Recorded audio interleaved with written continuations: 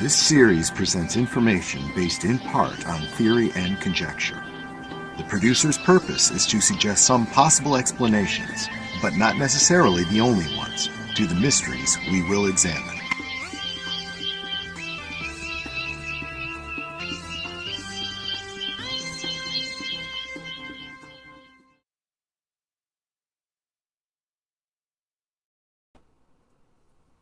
That was funny.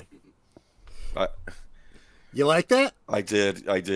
Oh man, that was a parody of the old "In Search of" intro. Any of you familiar? It's gonna be our good old days tonight. And any of you that want to go back and watch it on the rewatch, pay close attention to the copyright information at the bottom.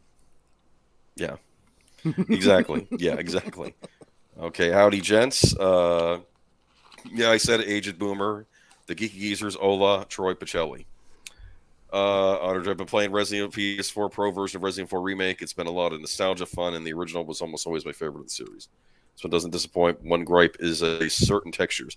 I heard that the textures weren't quite there on PS4 Pro, but they wouldn't even release it on the base or Xbox.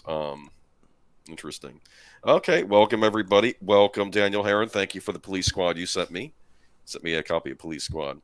New X-Files, how about no? Yeah, well, we'll get to that. Don't be so judgmental, Daniel. All right. And happy birthday, David Pensek, yesterday.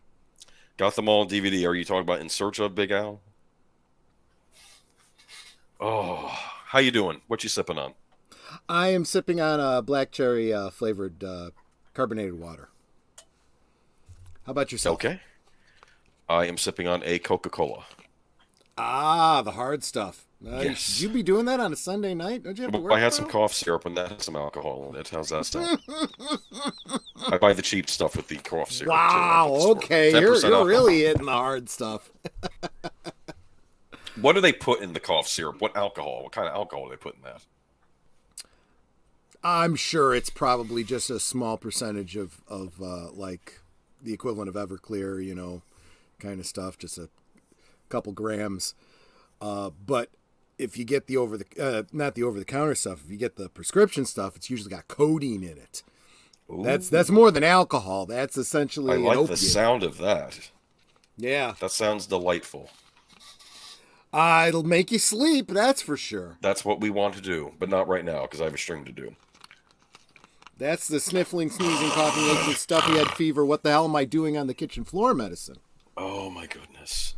So we got everybody here. If I'm Verizon getting this, Talker, Zatopia, Joe, good to see you. Joe, okay. Depensec. Yeah, we got a lot to cover tonight. I was originally going to do a good old days for the X-Files, but the more I thought about it, the more I'm just like, do I really want to reminisce about the X-Files right now? Because I'm kind of in a bad mood over the whole thing. So I'm like, I think you noticed as we were going back and forth on the notes, I was having a bad week over a lot of cultural things this week. Oh, it was funny though. I'm pretty black-pilled about a lot of things right now. Troy was thinking it's all coming undone. We got some bad news this week. This is not going to be a lot of bad news. Yeah, a delightful Geeky Geezers tonight. But we have our bad weeks. We have our good weeks. And like I said, join us here next week. I will be talking about. Hopefully, I will be well enough to go see the Super Mario Brothers movie, and I will give you guys my own personal thoughts on it. And those will probably be on along the line. It's pretty good. Yeah. I'm just kidding. It's a joke.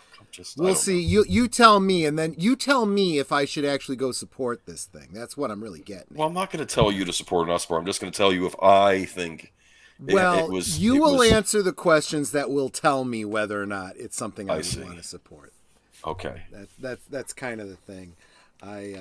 Like if the Toads are non-binary or whatnot, or I'm just saying. If all the articles that I've been reading, that I've been seeing talking about, turning Princess Peach into the one that saves, Luigi, and they do that kind of, it's like, I'm sorry, I'm out. I'm done.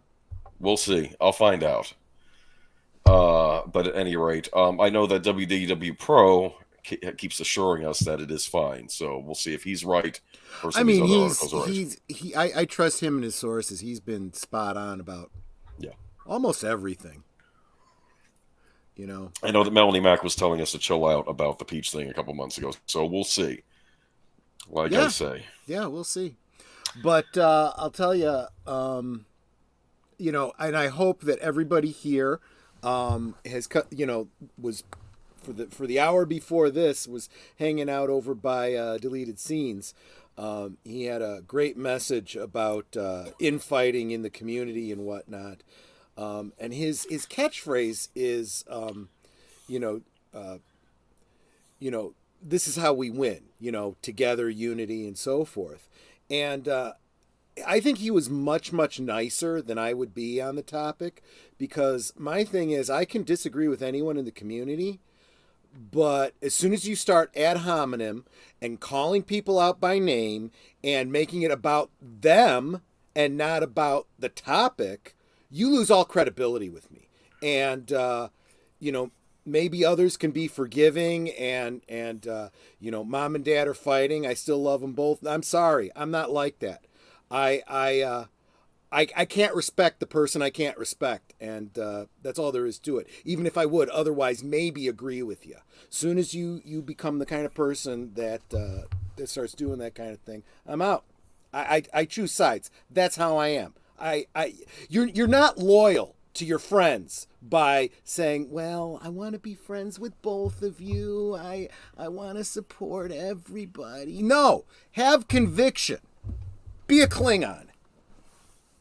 but it's the divide isn't good for anybody. That's the No, thing. Yes. that's exactly it. And that's why it's really hurtful when there is someone in the community that does stuff like that. You know, it's like, you know, you're not winning any points for your side by pushing people away. And I don't care if you're on the left, the right, if you are, you know, supporting artists or you're supporting a social message. You don't earn anything by pushing away people that don't already agree with you. Yeah. But hopefully maybe this can just de-escalate before it turns into something.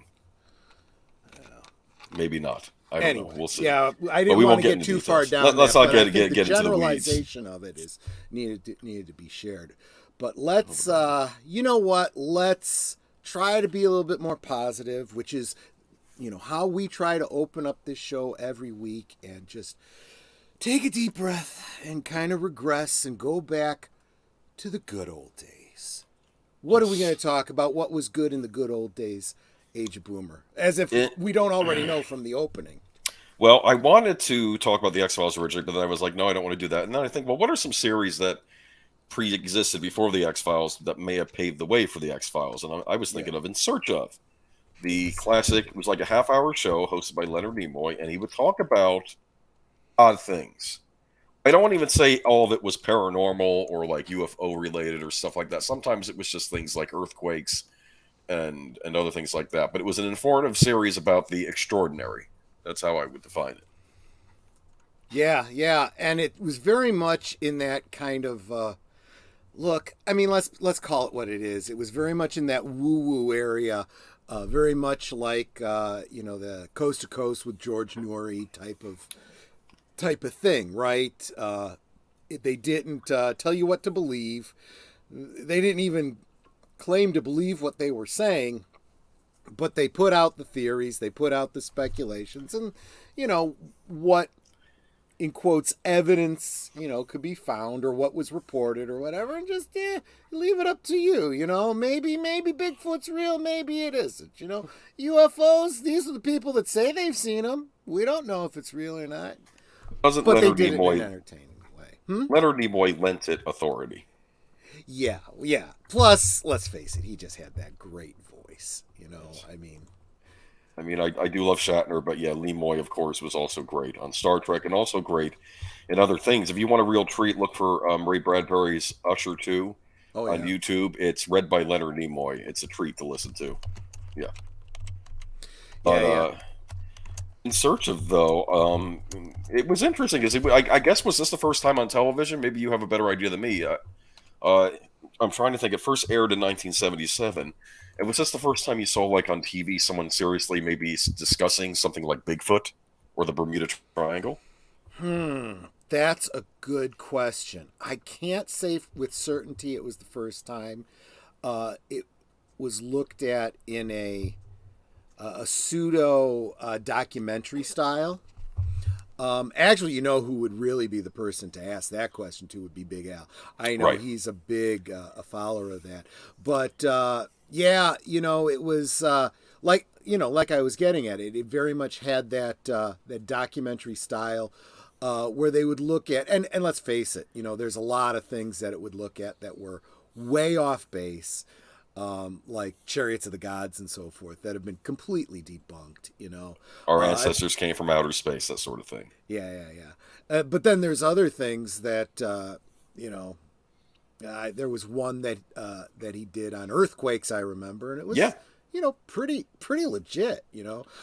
It was, you got to understand the times, though. That's the thing. The late 70s. There was a lot of interest in all the woo-woo and a lot of believers. It was kind of the end of that 60s new aginess.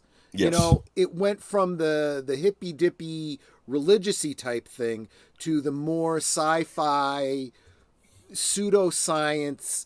You know, is there a way that we can prove that ESP exists, or that you can move things with your mind, and so on and so forth?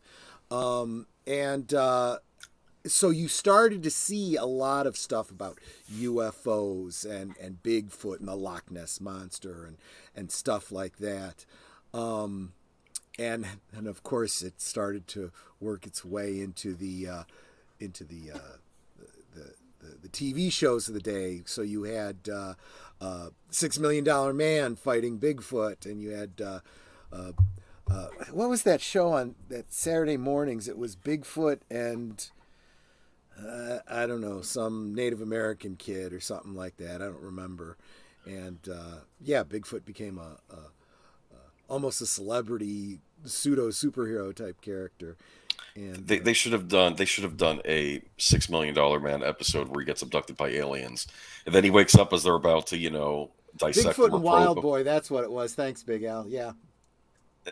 And then Steve Rogers would say, "Big mistake," and he starts wailing on the aliens. Right? Well, see, now that's very interesting. See, it turned out that in $6 Million Man, the story was that Bigfoot actually was. It wasn't a natural phenomenon. It was like an alien probe. He was interesting. Robot that was put here by aliens, and when he gets into a fight with Bigfoot, he ends up ripping off his arm, and that's how he discovers it's a robot. Played by Andre the Giant, by the way. Well, actually, he had a couple of appearances on $6 Million Man. One was Andre the Giant. The other was, and I'm drawing a blank on his name, the guy that played Lurch. Oh, okay, cool. But In Search of Ancient Mysteries, I did watch the Bigfoot In Search of a while back, and what I thought was fascinating about this, they're talking to a scientist, right, about Bigfoot, and he says, what we need to do is we need to capture Bigfoot and, you know, dissect him, find out what's going on inside. But then they're talking to a park ranger, and he said, that absolutely cannot happen. There is a cease and desist. This is a protected animal if he does, in fact, exist. You are not allowed to capture him or kill him, right? Right. Remember that was a thing? So I thought that was interesting that Bigfoot's still protected even if people aren't sure he exists. So I thought that was neat. Well, I mean, think about it. I mean, if you take it seriously, you're talking about an individual or a race, a family of great apes living in the American Northwest, right? Yeah. New species are being discovered all the time, right? Normal conservation tells you, you know, new species should not be hunted or trapped or they should be left alone. Bring back, you know, non-intrusive evidence of their existence. Allow the scientists to, you know, do their thing. But for crying out loud, the last thing you want to do is wipe out a new species before anyone's got a chance to learn about them. Yeah. You know? So they did another episode about the Amityville Horror. Remember that one? We've talked about the Amityville Horror. They were talking to the Lutzes. This was in anticipation of the movie, I think. Was that a movie tie-in? Yes, I'm sure it was. I'm certain it was. But But it did other things too. Like I think another one was like if plants can communicate with us, or they communicate with each other, can they communicate with people? That was a Yeah. conjecture one episode. Yep. That sounds There kind of was hippy dippy to me, but there was a great one that stands out in my mind was the one about Amelia Earhart. yes, I Now, didn't see that one. Why does that one stand out? I've seen it on Unsolved well, Mysteries, Amelia Earhart, but not because this whole idea that this pioneer of aviation yeah, went missing and could still be alive somewhere, maybe, kind of a thing. Now, there's been a lot of stuff that's come out since then. Some really good studies. It's almost the kind of thing that I don't know. Is there a new show? Is there still an In Search Of? Because it would be brilliant for them to do a follow up on that. Maybe they have. I don't know. I don't know. But what they did was unfortunate in my mind, my personal opinion, a little unfortunate. They kind of overlapped it with talk about the Bermuda Triangle, and they had a whole episode dedicated to the Bermuda Triangle too. And I think that really kind of takes away from the very legitimate, disappearance of Amelia Earhart, and I don't know. There are all sorts of conjecture. Like some say she was captured by the Japanese during World War II. Wasn't that or prior to World War II? It was. Yeah, I think that one's kind of been debunked. I see. Some say there was a government cover up, like they saw her plane flying overhead and they found it, and like they were ordered to destroy the plane or something. It's one of those things that when you dig into all the actual verifiable information, you start to apply Occam's razor, right? Occam's razor states that the simplest answer is usually the case, and when you get into details about radio communications and distances and radar and things like that, you kind of understand how things might have gone bad for her, and how it's very likely she crash landed. Doesn't necessarily mean she didn't survive it, because there's plenty of places she could have landed and survived. But the sad fact is, if she had a water landing, you'll never find the plane. If she had an island landing, very unlikely you're going to find any evidence, especially this long after. So what happened to her is probably not, a rosy outlook. But, yeah, those kinds of mysteries, I think we are just hardwired to want to know, and at least ask those questions. When you live in an age where you're not allowed to ask questions, you get real grumpy, Yeah. And we're sort of in that age now versus the 90s where I think you were allowed to ask questions, but we'll get to that later. Exactly. What was I going to mention to you, though? Did you ever see the episode about Richard III? No, I didn't, but talk about one that needs a follow-up. Yeah, because, no, there was like a society in England that said he was unjustly maligned. Yeah. That he is not the evil man that everyone made him out to be. And I thought, well, that's interesting. And, of course, I know him from the Shakespeare play. And it was... Yeah. So it wasn't all just stuff like too, that. Yeah. There was also, like, are some people's are our moods changed by the stasis of the moon? Like, do some people become violent during a certain kind of moon, or like, is it a full moon, or and they were going into that. And, that was and another they try, episode. And they try to, and this is the problem with the statistics on that is it tends to be a confirmation bias kind of situation, and then they try to explain it away as well. Maybe you have more crime because there's more moonlight. You can see easier stuff. Yeah, it turns out the statistics aren't really there. There isn't really a correlation, statistically speaking, but it's another one of those ones that people just want to believe it. So was this little Troy watching this show? How old were you when this was on? So 1977, I would have been about 6 years old. Okay. And so this would come on, and would you watch it and be like, "Wow, this stuff is real"? Or were you skeptical? Even the woo-woo stuff, I couldn't come away from it saying it was real, because the one really, really positive thing about it was they never wanted to put a fine point on it. right? They'd never come out and say, this is the facts, No. or this is the truth, or this is what you should come away with it. They always left it open-ended. So I didn't come away with it with any, hard convictions, but kind of like Al's talking about in the chat here. It's like the I want to believe concept, right? It's like, oh, if this is true, that would be so cool. I guess we'll just have to wait and find out, To be fair, though, throughout human history, there have been times where people said you're full of crap. Like when people first were seeing duck-billed platypuses, they said you're nuts. There's not this furry animal that looks like a duck. Well, sure. Like in Africa, and then they find it. The first time a coelacanth was found, and you're like, wait a minute, that should have been extinct millions of years ago. Well, guess what? It's not. Here's one. Stuff like that. Kind of stuff happens all the time, and new species are being found literally all the time. And then you start getting into, I guess you can't even call it woo-woo. We need something else to call it, the speculative science. When you start to find out that recently extinct species could literally be brought back by cloning, and it's just the only thing that's holding them up is should we, and why would we? Like the dodo. Exactly, like the dodo. Exactly.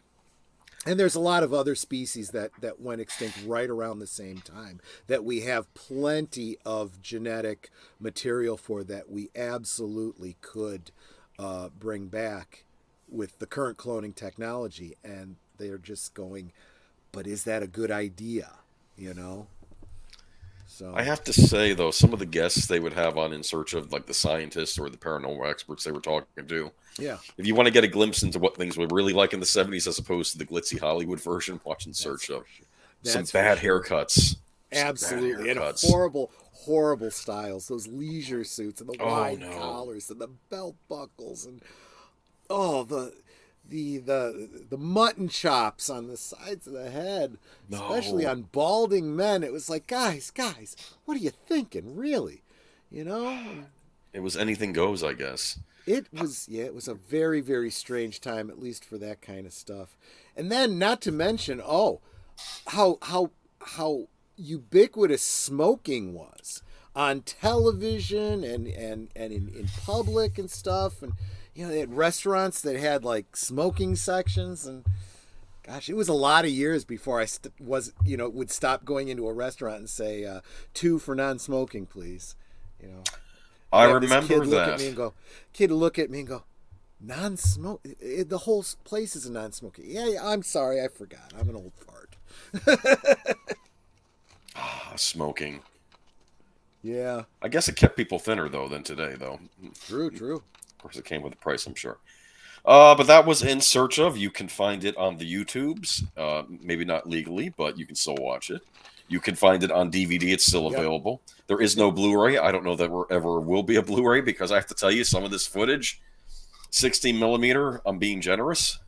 Yeah, I'm wondering if it was 8 millimeter. That opening that I did, in order to make it look 70s, I put a grain filter on it. I blurred it up a bit.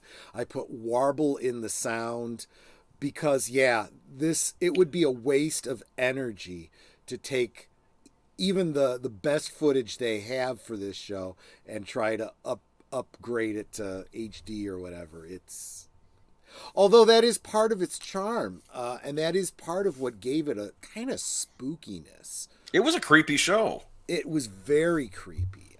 Especially that music they would play, like that weird 70s synth, like echoey in the opening, yeah.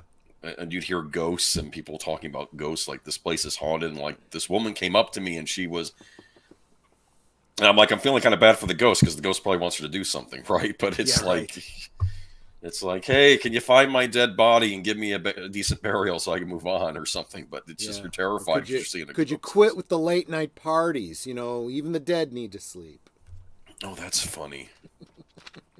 I don't know. But no, it's a cool little show. You should give it a look. I haven't watched the newer version with Zachary Quinto. And the only reason he got that role is because he was the one playing Spock in the JJ Trek.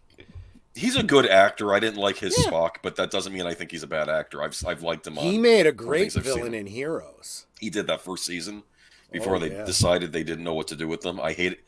Never miss the opportunity to give a great villain a great death and leave it Right. be. Yeah. Don't then like have to bring him back because he's popular, because eventually you're going to have to reform him and then nobody's happy. Yep. Some people can't be reformed. He was murdering I guess the mutants or whatever they were called on Heroes left and right. He's Right, a because villain. he had the ability to through killing them and take their opening up their powers. brains, he could take their powers. Yeah. But no, good on the first season. He's even been good on some of the seasons of American Horror Story that I've watched. I haven't watched all of them, but he's been on that. But yeah, check out In Search Of, creepy stuff. And I honestly think maybe the modern equivalent to In Search Of, I know I've touted this before, but it might be The Unexplained with host William Shatner. But it's kind of funny because his take is different than Leonard Nimoy's because it's Shatner. So even if he's saying it seriously, there's an underlying humor to it. He's Yeah. so tongue in cheek. So I almost think like it's the modern equivalent of the old In Search Of show. But yeah, definitely check it out. And yeah, it's worth seeing how people saw the paranormal or the extraordinary. Because like I said, some of the stuff was like he talked about the San Francisco earthquake or something, right? And beyond that, Yeah. instead of it being on anything else.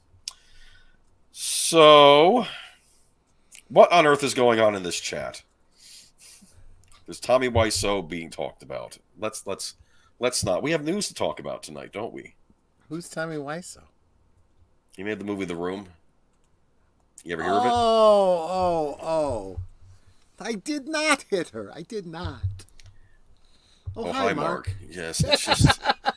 I watched the movie version. I also watched the fake making of movie version of it with James Franco in the lead. That was also kind of funny, but it was. Just... I eventually am going to end up having to see this one. This is going to be another one of those so bad it's kind of fun type. Apparently, of they're films. remaking it for charity too. I forget who's going to star in it. It might be John Hamm or somebody. Like they're remaking it for. I guess just for the heck of it, like with name actors with the same script. Gosh. I don't know why they would do this. But it is what it is. Is there? Do you feel that there, if it had better acting and No. and effects and stuff like that? No, the writing it's not No. there. No. Does it even have a salvageable idea of a story?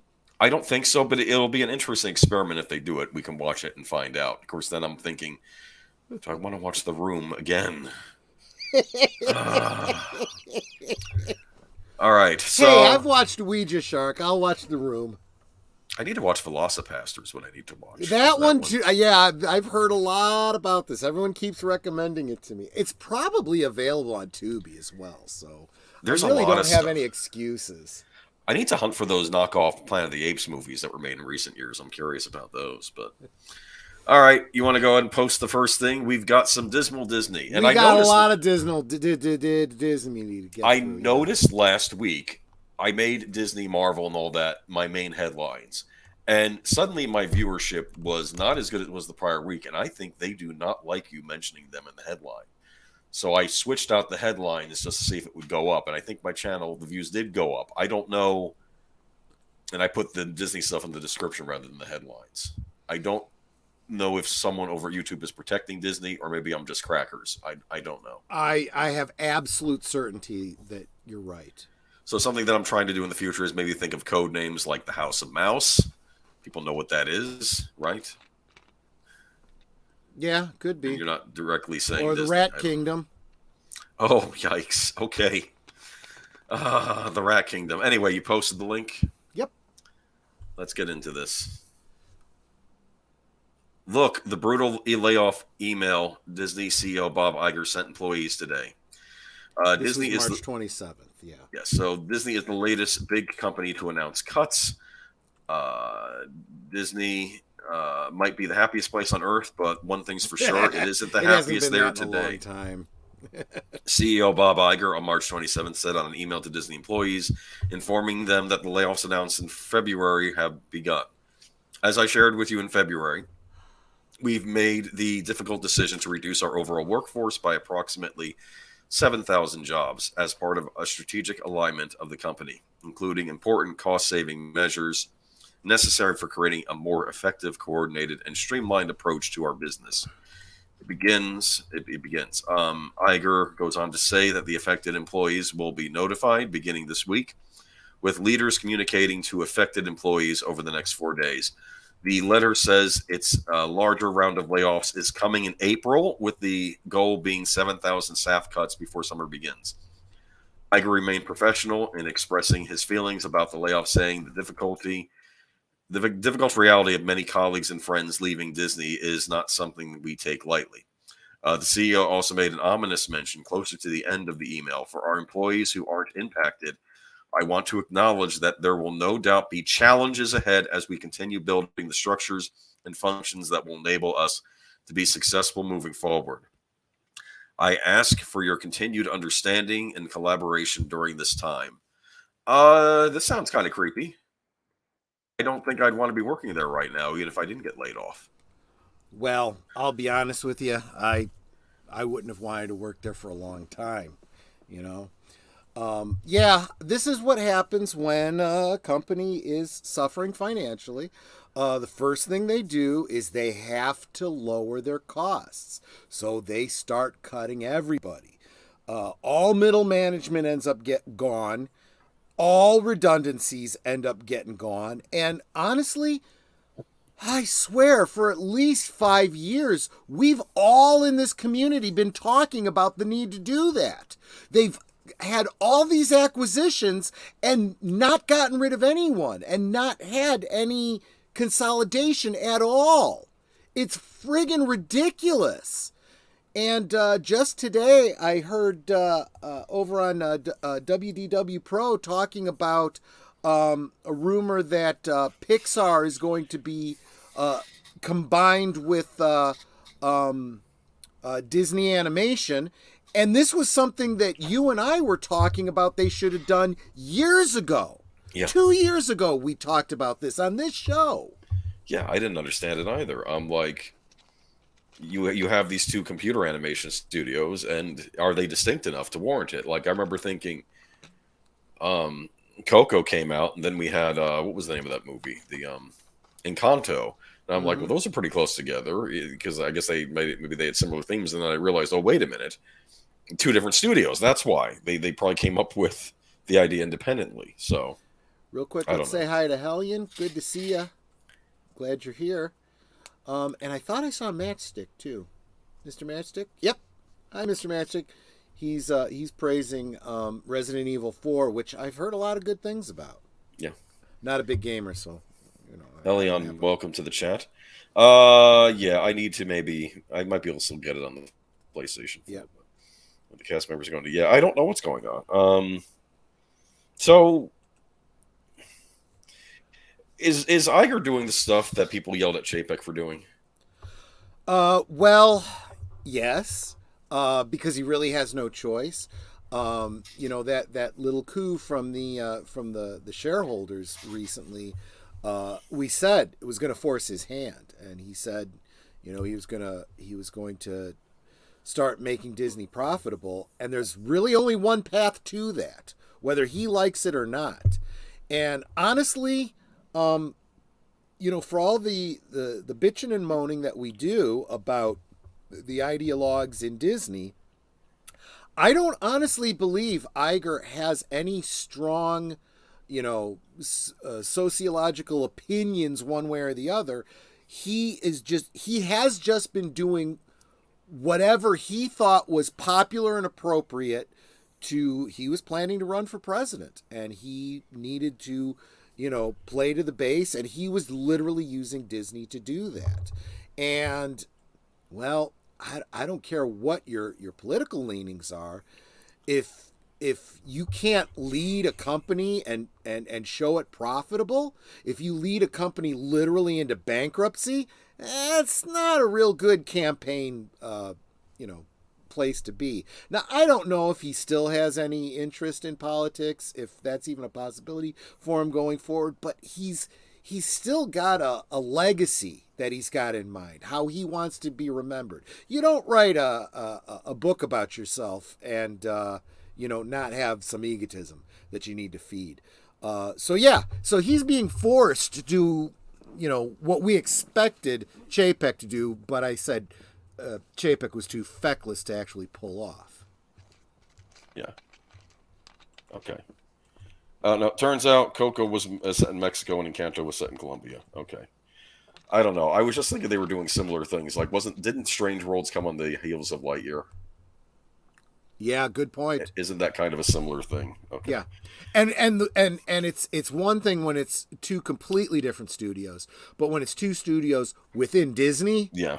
that's stupid. They're literally. I mean, it's bad enough that these films flop on their own, but when they're competing against each other, it's like, what kind of a dumbass are you? You know? Yeah. So let's get to the next article. Oh yeah. I hope this is the right one. Disney. Yeah. And this Lead is a just company. another example of the downward spire of Disney. And lead a company that openly attacks your own customers. Oh, okay. Yeah, exactly. Disney shuts down Metaverse unit as part of the first wave of layoffs. As part of a company-wide cost-cutting effort, Disney has axed its cross-divisional next-generation storytelling and consumer experience group, which encompassed the Mouse House's metaverse ambitions. The elimination of Disney's next-generation storytelling and consumer experience group, led by company veteran Mike White, affects about 50 employees, Variety confirmed. The news was first reported by the Wall Street Journal. A Disney rep declined for comment. The shutdown of Disney's metaverse group came Monday, with the first wave of the company's move to slash 7,000 jobs under the interim CEO Bob Iger, which is part of its attempt to reduce $5.5 billion in costs. Following this week's layoffs, there will be a larger second round of cuts next month, Iger told employees in a memo Monday. A final round of layoffs will hit before the beginning of summer, according to Iger. In early 2022, then CEO Bob Chapek appointed White to a new role, coordinated the company's metaverse efforts. As senior VP of the division, White, who has worked at Disney for more than a decade, was tasked with developing company initiatives that combined physical and digital worlds. Chapek wrote in a memo to staff at the time. Disney also had hired Mark Bozen, a top Apple gaming executive, as a senior creative leader for the next generation storytelling and consumer experience team.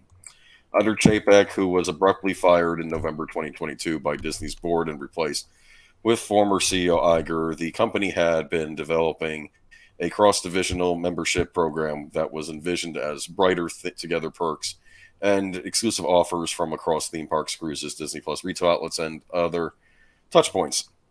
Disney has also scrapped that project under Iger's restructuring. White is expected to remain at Disney, but the status of other members of the company's metaverse unit is unclear.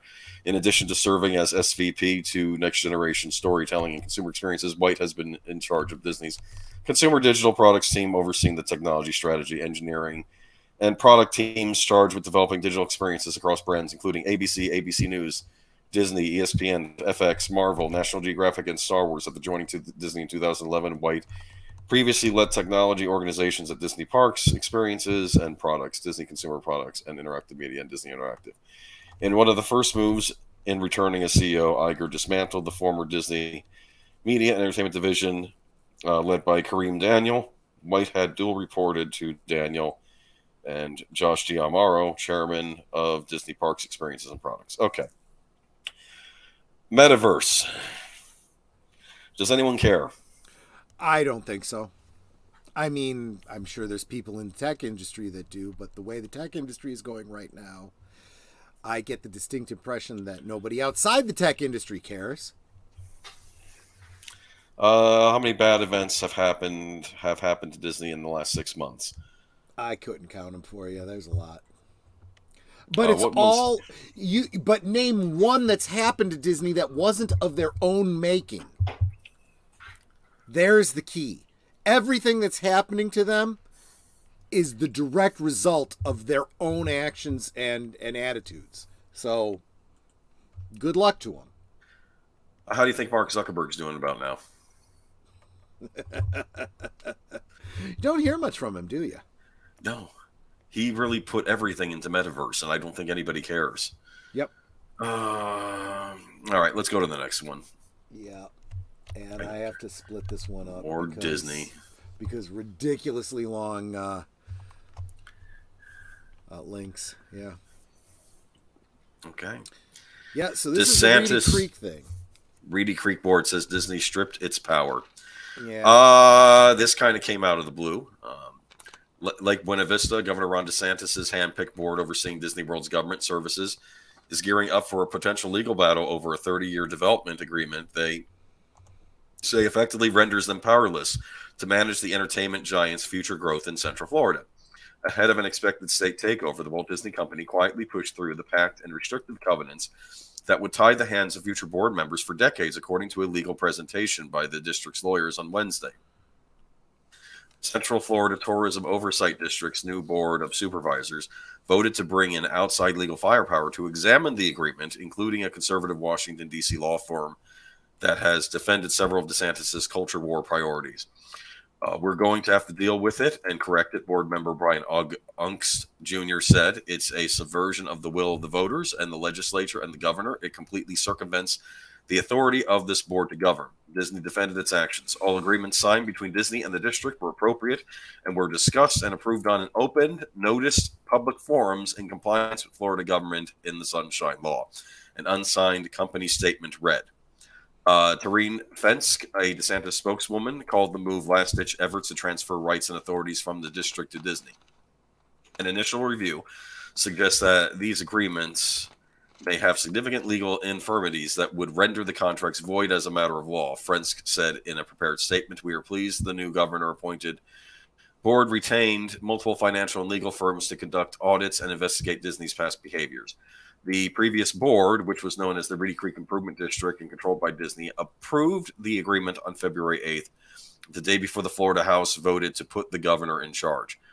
Board members held a public meeting that day, but spent little time discussing the document before unanimously approving it in a brief meeting.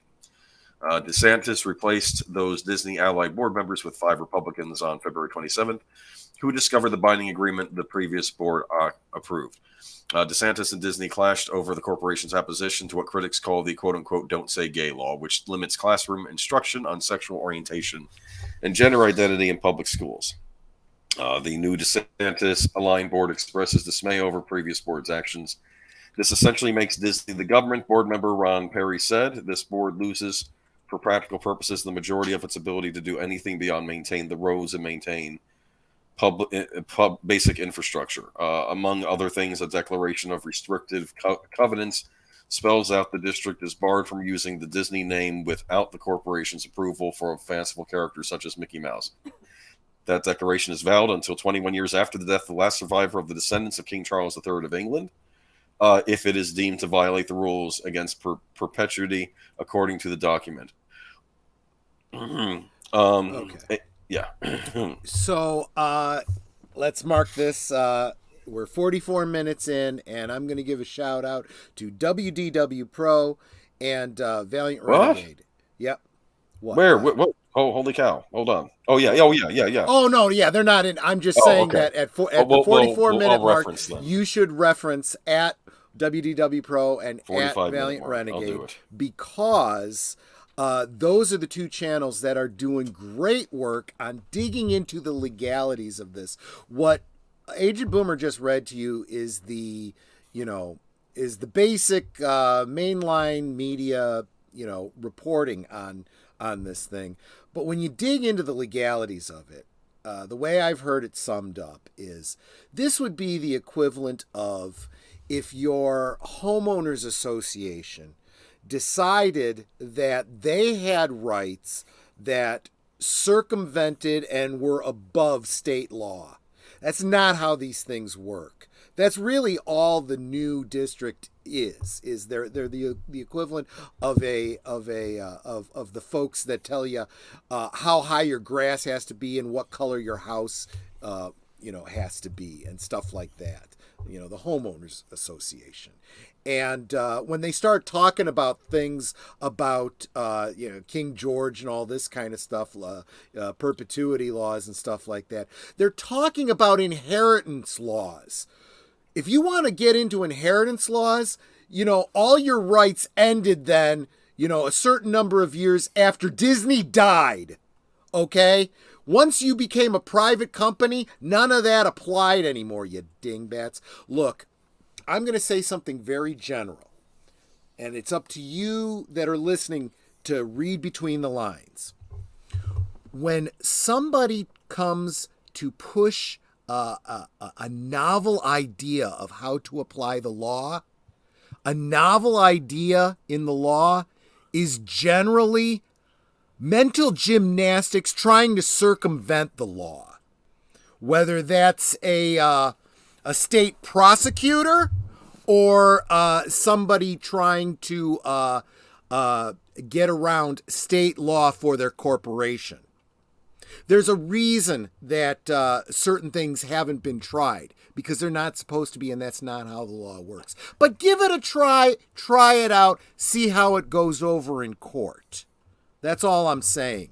But if you want to dig into the laws on this a little bit, in a little bit more detail, check out WDW Pro and Valiant Renegade, who are doing some great works, citing some actual lawyers that actually understand these laws. Question: should the governor or his team have caught these shenanigans before they happened? I guess we don't know. Not really. I mean, it's the kind of thing like it's like, you know, when you see these crazy dash cam videos and a criminal does something just freaking bonkers, off the wall stupid, and you go, well, should the cops have seen that coming? No, because in a normal world, people don't do stupid shit like that, you know, and that's kind of how this is, legally speaking. And the reality is, this isn't going to go the way Disney hopes that it will. If at best it's a delaying tactic, they hope that in the next 2 years, maybe you will have a different governor in Florida, is what they're hoping. Good luck with that. Don't want to go too far down that political rabbit hole, but I think Disney is still smoking some weird weed or something like that. I don't know, though. They seem to be taking things. I don't know. I'm not going to say this is like a Game of Thrones style move, but these are some machinations. I would agree with that. Go ahead and post the next one. This kind of shocked me, but maybe I shouldn't have been shocked. Oh yeah, going into the Marvel stuff. Yeah, technically this is still Disney. If you want to be this is still Disney. Technical about it. But yeah, we got Marvel Entertainment Chairman Ike Perlmutter cut from the company. A Disney spokesperson has confirmed to Deadline that Ike Perlmutter is out at the company. Note, Perlmutter oversaw the consumer products division of Marvel and isn't part of the Kevin Feige-led Marvel Studios. Perlmutter's departure comes amid Disney cutting 7,000 jobs in the massive overhaul of its employee core. That's part of the $5.5 billion cross-cutting maneuver to position the Mouse House even more for the streaming-obsessed entertainment era. So they're cutting all the jobs to refocus on streaming? Well, Ike Perlmutter was in charge of Marvel, okay? And that means the Marvel, like the comics, and it was him that was involved in the deal that brought Marvel Studios, which was created out of the comic division, into Disney. Okay. Perlmutter's Marvel Entertainment will be folded into other parts of the Disney corporate umbrella. Perlmutter's oversight included comic book publishing, which reportedly earns $40 to $60 million annually, as well as game licensing and arena shows. Dan Buckley, president of Marvel Entertainment, will stay in place and report to Feige, president of Marvel Studios. Buckley previously reported to Feige and Perlmutter. Perlmutter sold Marvel to Disney in 2009 for $4 billion, having previously steered the company during the 1990s, capitalizing on the comic book label superhero merchandising business. But he hasn't been an integral part of the feature film since he warred with Feige over Doctor Strange's production. Perlmutter wanted to fire Feige. Disney boss Bob Iger said in a TV interview last month that he couldn't let that happen. The return to Disney CEO told CNBC in February that he'd initially promised Perlmutter he could continue to run Marvel after the acquisition. but not forever necessarily. And in 2015, he was intent on firing Kevin Feige. And I thought it was a mistake and stepped in to prevent that from happening. I think Kevin is an incredibly talented executive that you know. The Marvel track record speaks for itself. And so I moved the movie making operation of Marvel out from under Ike into the movie studio under Alan Horn, with Feige reportedly directing directly to Horn, who retired from the company in 2021. No love was lost between Perlmutter and Iger. Let's put it this way: he was not happy about it. Iger said. Perlmutter, known for being thrifty and unafraid to speak truth to power, hasn't steered Marvel TV shows since 2019. And he recently emerged as a key ally of Nelson Peltz, lobbying Disney directors and senior executives to meet with the activist investor who was seeking a board seat. When Disney declined, Peltz set the table for a major proxy battle and launched an all-out PR campaign challenging the company's performance and strategy. Peltz backed down abruptly in February when Iger unveiled a restructuring plan in conjunction with Disney's latest earnings. The annual meeting of shareholders is set for next week. The New York Times first broke the news about Perlmutter. Okay, so again, I'm getting a machinations feeling like this was one of the few people that could actually stand up to Iger, and they figured out a way to toss him. Is that right? Well, yes, I would say that's true.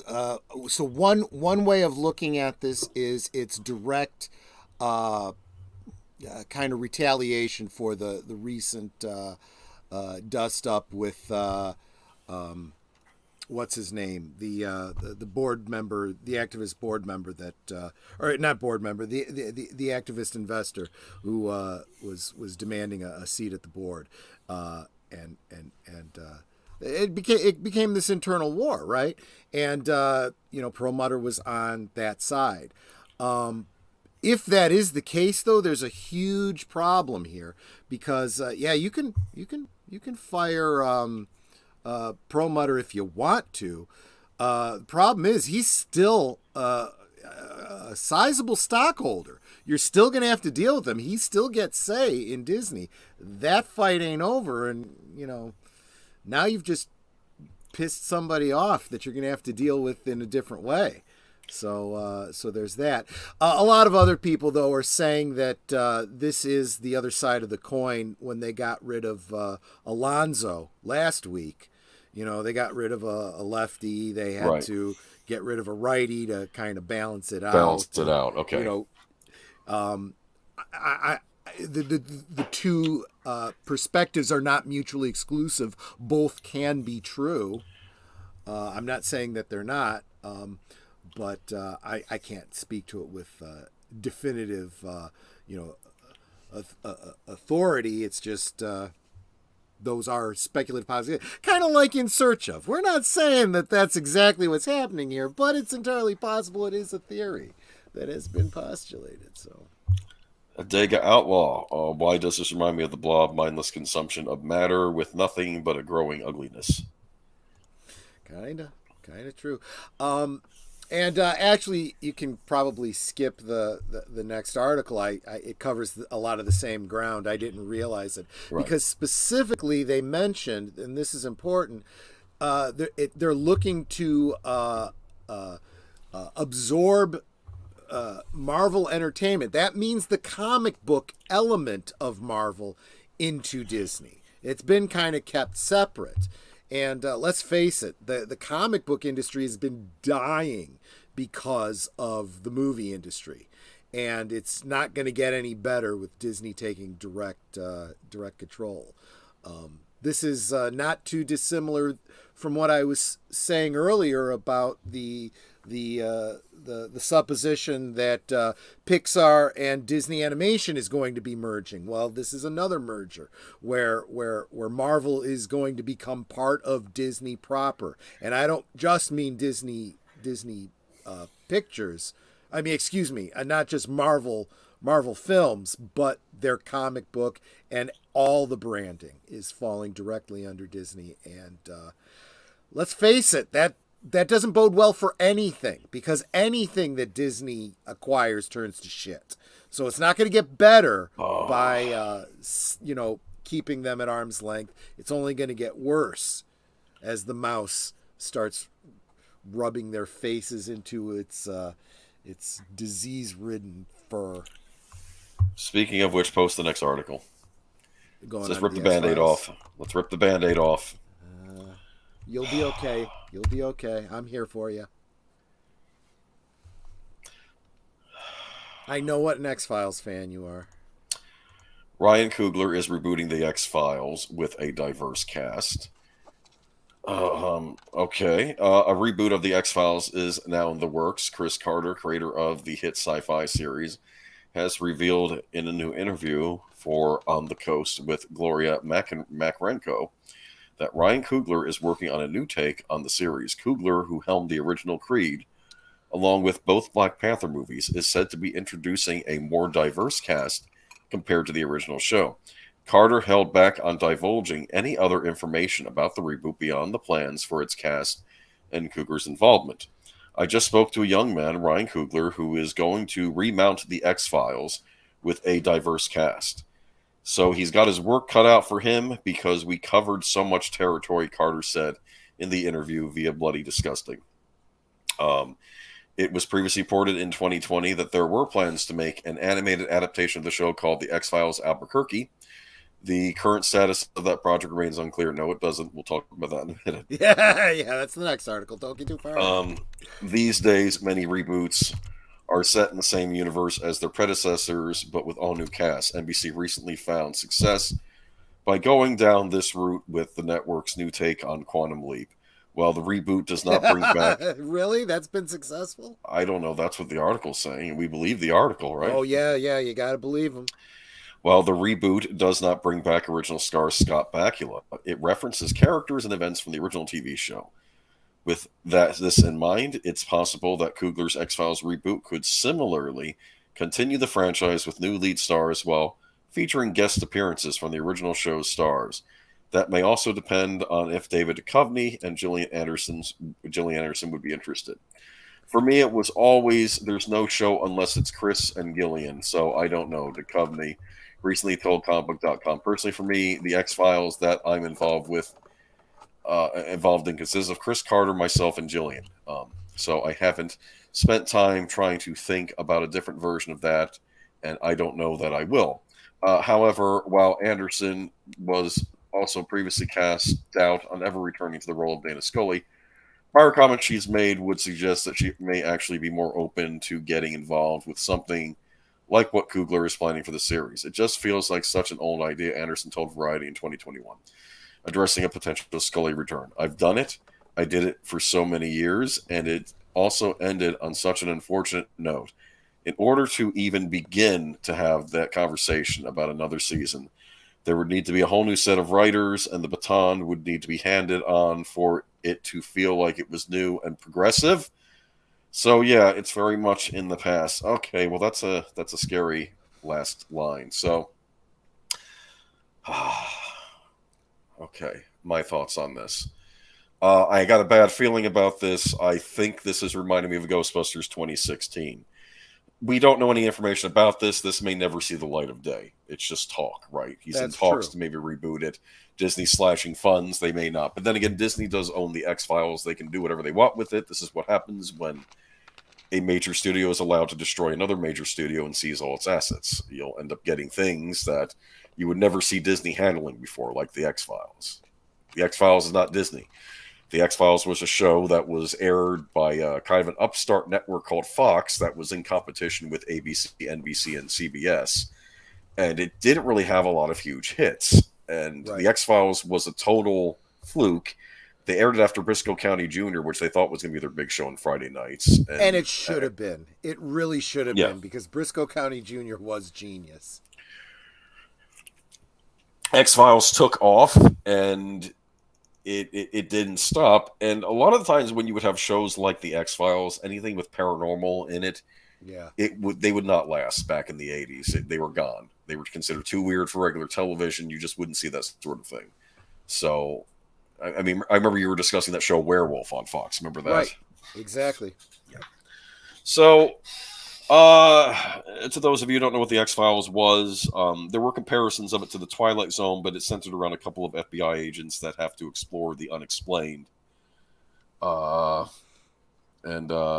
From these files called the X-Files. And a lot of it would go into UFO lore, but it would go into other things as well. And there was a plot thread that involved government conspiracies. I don't see how they're going to do a series that involved government conspiracies in the modern day.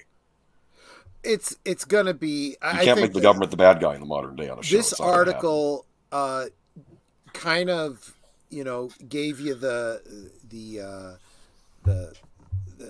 behind the curtain peek with that line, comparing it to the Quantum Leap reboot.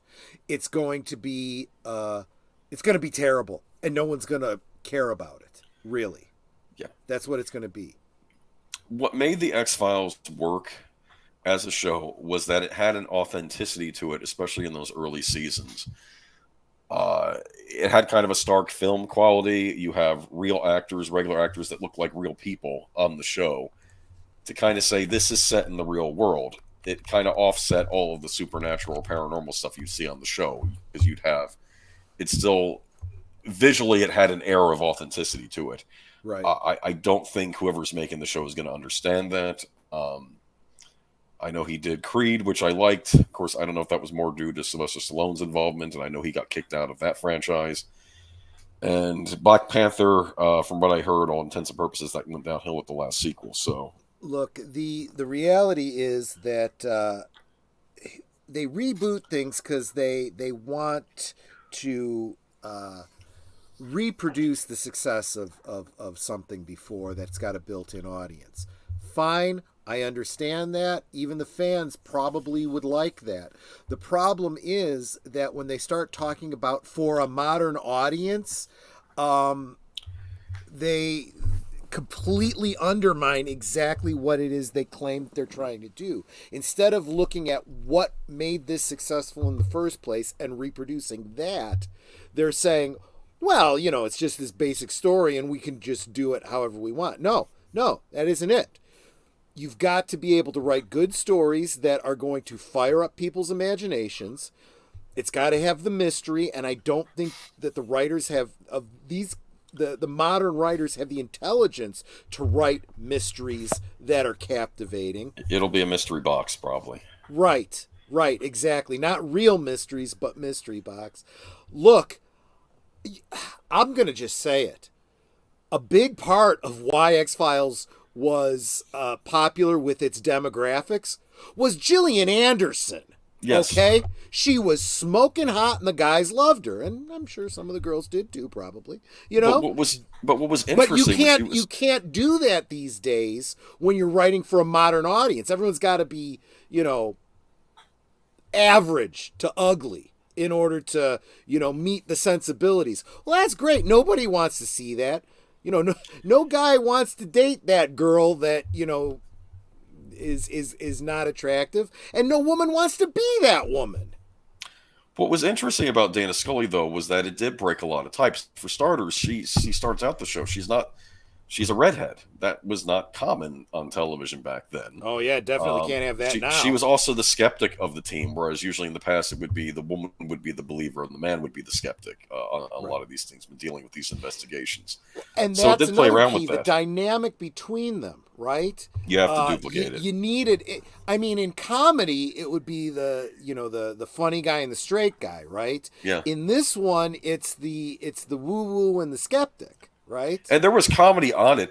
There's a wonderful exchange in the second episode where Scully's like, "You're just sending me on another UFO wild goose chase," and he says, "Look at that ship in the air we just saw, unidentified flying object. I think it matches the definition." Which he's saying it's not necessarily a UFO; it's something the Air Force is working on that we don't know. That's the key that so many people always forget when the government refers to UFOs. They're not talking about aliens. They're literally talking about a flying object that we can't identify. An unidentified flying object. It's very likely, an enemy plane of some kind. But we need to find out. We need to investigate and find out. Yeah. Pops might do a rewatch or a discussion of some of the early X-Files episodes. He was talking about revisiting it. So 1 hour 5 minutes. You mentioned Pops, so is that bad? 1 hour 5 minutes. Add him on. Oh, for the love of Mike! 1 hour 5 minutes. Well, 1 hour. It's a nice thing to do so that 5 the minutes. channels know you're talking about them. 5 minutes. Mention Pops. Right. I want to say something else too. Someone brought up Millennium a little while back. Millennium was a great series. I often called it the sister series to the X-Files. It only lasted 3 seasons. In season 3, they needed to give Frank Black a partner. That was Lance Henriksen's character. And they decided, they had people read for the part, and their favorite actor that it interviewed was a black actress. They wanted her to be his partner. They wanted to not go the typical route like they did. Like I think the network was pushing for like a long-legged blonde. They wanted to go somewhere else. And to be fair, I love the actress they picked for the role. They had to fight with the network executives to get that through. It's sort of the opposite of what we're dealing with now, whereas they don't want to cast actors of another demographic. Do you know what I'm saying? Exactly. It was like the opposite, and it wasn't right when it was the one way, and it's not right when it's the other way now. It's still not right. Exactly. Yes. So I'm glad they did cast it, and Millennium is a great show. Cut way too soon, but and I have to admit, I never actually saw the show, so Millennium was a show about a forensic profiler named Frank Black that was working for the FBI as a consultant, and he could see what the killer sees. And you find out later on in the series that the men in his family are cursed, and they basically see evil, and they'll see demons, and they'll also see evil men like serial killers and whatnot. Yeah. And it's funny because the women in his family would see angels instead. That was what they would see. And they would see foreboding things about to happen.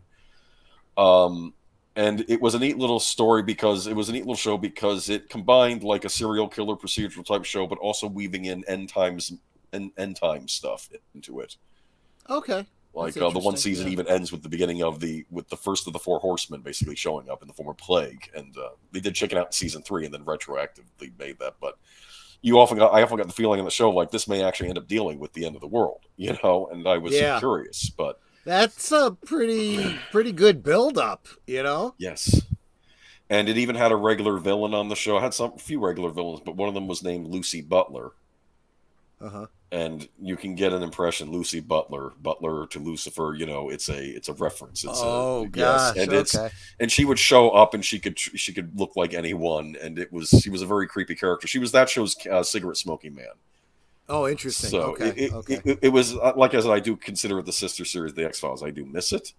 I miss The X-Files. Some of those later seasons, I'm not going to lie, they weren't so good. I do cut the revival show we got a couple years back some slack, especially that last season, because there were some good standalone episodes in that show when they. I hope Zootopia is joking when he says Mindy Kaling is going to play Scully. I hope that's not joke. I hope that's not, because I'll tell you what, if I had any doubts about it, that would guarantee it's going to flop. My prediction is they're going to take the concept of the X-Files, but they're not going to relate it to the old show.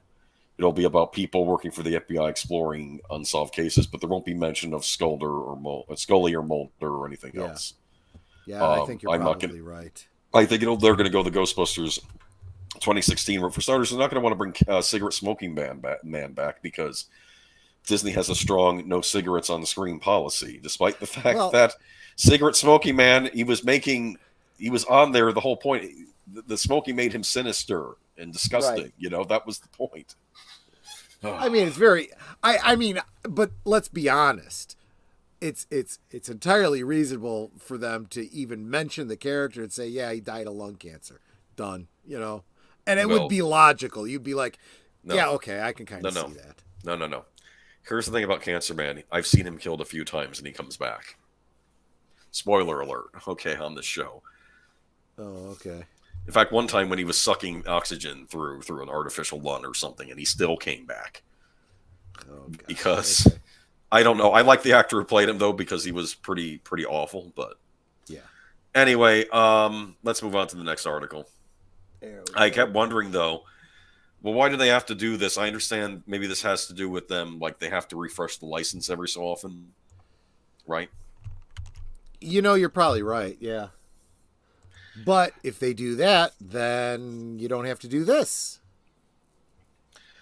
I'm not an authority on X-Files lore, but I think what could have been cool was if you did set an X-Files series in the 70s and had it been about previous FBI agents that had worked on it. Yeah. That weren't related to Mulder or Scully, and that would be a way to do like a limited series, and you could do new characters, and I don't know. That might have been what I would have tried for. Animated X-Files series from original creator, no longer moving forward. Yes, so the animated spin-off, The X-Files Albuquerque, is reportedly no longer moving forward. The formative sci-fi series created by Chris Carter, which followed FBI agents Felix Mulder, David Duchovny, and Dana Scully, Gillian Anderson, investigating cases around paranormal phenomenon, ran for 11 episodes of success on Fox. 11 seasons. That wouldn't be a success, 11 episodes. 11 seasons of success on Fox.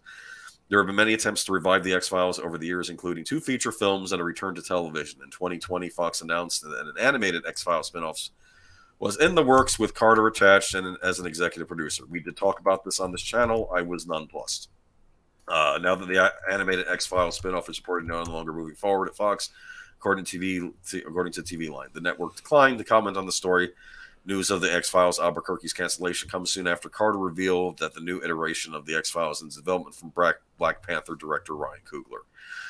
The fact that X-Files Albuquerque is no longer moving forward at Fox should be disappointing for X-Files fans, as the animated spinoff probably wouldn't have worked anyway. The scrap series wasn't going to feature Mulder or Scully. Instead, it would have revolved around an office of misfit agents who investigate cases that are below Mulder and Scully's pay grade or too far-fetched for even them to take seriously. The animated spinoff was said to be a comedy.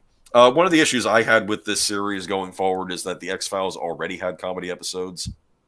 Yeah. There were X-Files episode that actually had a lighter tone. There was the Roach episode that clearly was messing with the audience. There's even a scene in it where you see a roach on your TV screen, and it was supposed to freak out the viewer. I remember that one. It was kind of weird. Yeah. And they would do goofy episodes. Like there was the one with the guy was on Everybody Loved Raymond, who played, I think, the dad. He was Peter Boyle. He was in a great episode about a man that could see the future, a psychic, and that kind of had a humorous edge to it. Because there's this wonderful scene when there's a serial killer, and he kills a fortune teller, and he says, "I'm sorry, but as a fortune teller, you really should have seen this coming." And then he kills her. That's funny. Well, of course, the whole thing is about how all these fortune tellers are fakes. Peter Boyle actually can see the future. When you told me about this, you sent me this article, and I saw that the name for it was supposed to be X-Files Albuquerque. And then I looked at that in light of the previous one. I'm like, well, this is taking Left Turn at Albuquerque to a whole new level,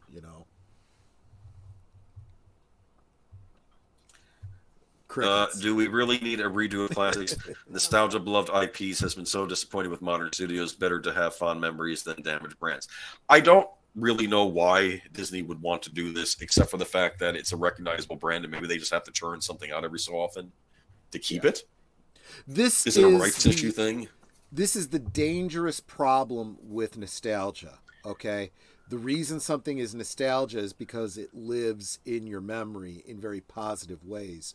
When you try to recreate those memories, invariably it doesn't work out right. The reason is it's that lightning in a bottle concept. You can't reconstruct it. I mean, the very least you have to understand the moving parts that created it in the first place. And none of these writers and showrunners bother to take the time. They don't even have the respect to try. So they really ought to leave it alone. But the other side of it is that these IPs are owned by these companies. This is content to them. This is an IP they own, that if they're not doing something with it is making them no money. So they have to try to do something with it, Yeah. Well, I will not be checking this out unless people say it really is. Evil cannot create; it can only destroy, and I know that's a quote, and I hate to disagree with someone I admire so much, but I would argue that really evil can't create; they can only pervert. That They makes don't sense. just destroy, they pervert. And that's what we see happening with all of these IPs. And I don't think anyone who's intellectually honest can disagree with me on that. The other thing is we have so many people that are stuck in their nostalgia that can't let go of an IP and just, enjoy the fond memories, saying, well, if we don't support this and that and the other, we'll never get any more of it. To which I say, good. You need to let it go. Yeah. But that is unfortunately not even true, because for the same reason I just said, if it doesn't do well, it will come back. That's why we've had 12 new attempts to relaunch the Captain Marvel comic book, and it's just been canceled again. I guarantee you that character will come back again in the comics. It will happen. Welcome, Agent Orange to the chat. Yes, okay. Exactly. So, yeah, I And you better believe that if nobody watched this season of Picard, all the stuff that we hear about is still happening. We're still getting Section 31. We're still getting JJ Trek Academy. And eventually they will reboot everything again because they can't help themselves. They have this thing. They need to keep, whipping that dead horse. Okay. Next article. Yep. But X-Files really was a product of its time. Enjoy the old show. Yep. Maybe pick and choose after season 5, though. Yeah. Okay. And maybe the movie. The movies were excellent. I even liked the second movie. I know some people didn't. I thought even it was good. even when they retroactively changed the canon. In what, the second movie? One of the movies. The X-Files always retroactively changes the canon. It's what makes it frustrating. Yeah, I would imagine. There was a scene where I find out that what was it? A cigarette smoking man was a guy who was in the army. And was hired to take out a certain president and a certain civil rights leader. Oh my! And they were explaining this fine, and that's all well and good. But the trouble was, a few episodes earlier, they showed him where he was an FBI agent during World War II, and talking to some sailor as someone who was not in the military. So, but again, I kind of think, well, maybe that's just his origin. He's like the Joker. We don't really know what his true origin is, right? But yeah. Well, but when I see, I am not prepared to give any writers that latitude. If the viewers have to come up with a headcanon to explain problems, you're not doing your writing right. Yeah. And I kind of also feel that, see, this is one area that I think a lot of people disagree with me on, but I feel like the actor has a little bit of responsibility. If you are playing a character, pay attention to your character and maybe say something to someone and go, last season we established this about my character and you're changing it now. You sure you want to do it? Because the fans are going to notice. Well, it wasn't a major thing. It was more like a gotcha moment because the sailor he was on some ship during World War II, and apparently there was an alien presence, and him and his crew got messed up with radiation. And he was telling everybody, and he was saying, "Agent Mulder, I have to trust you." And I realized the Agent Mulder he's talking to was Fox Mulder's dad. Wow. And then some guy, puffs out some cigarette smoke, and it's the same voice as Cancerman. He says, "You can trust us." And I'm like, no! Wow.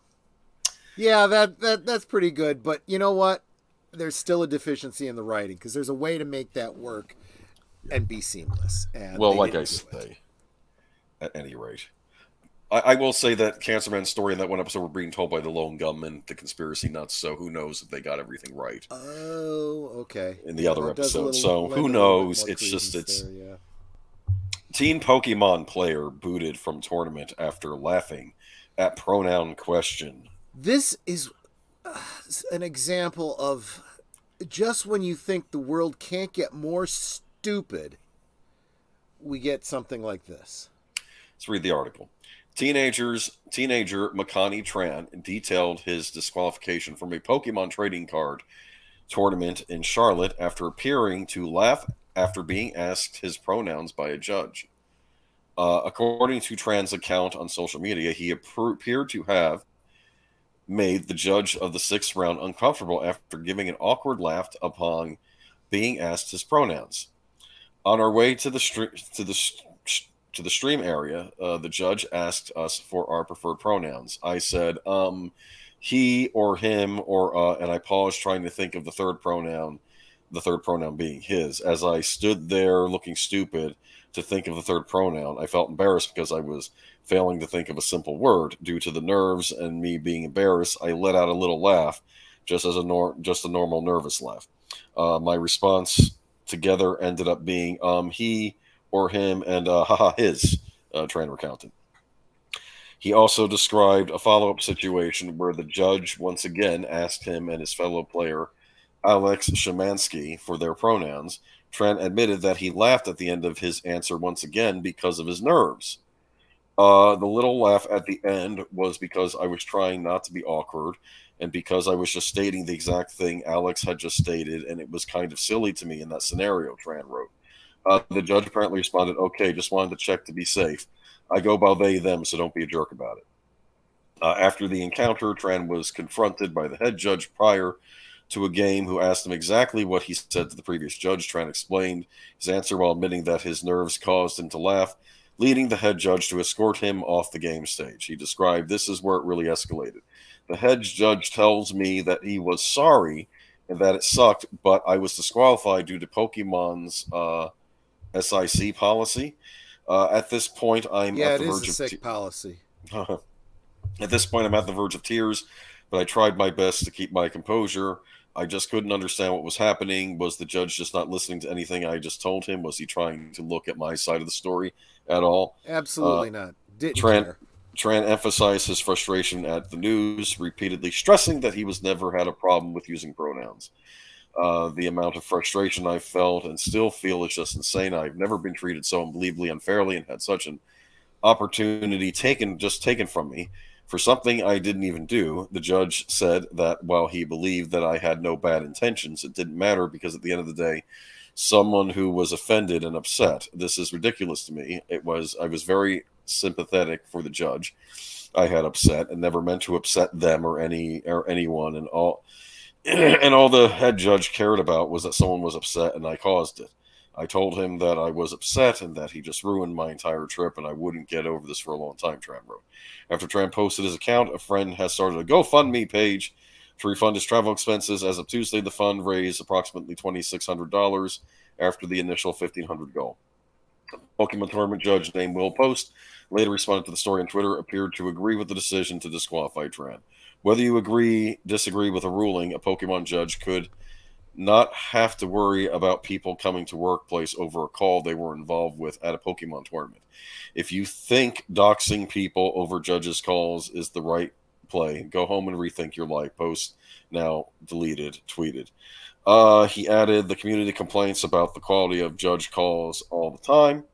I promise no quality judge wants the pressure of breaking, even taking a lead role in an event to worry about their safety and professional life following an event if a call out goes sour.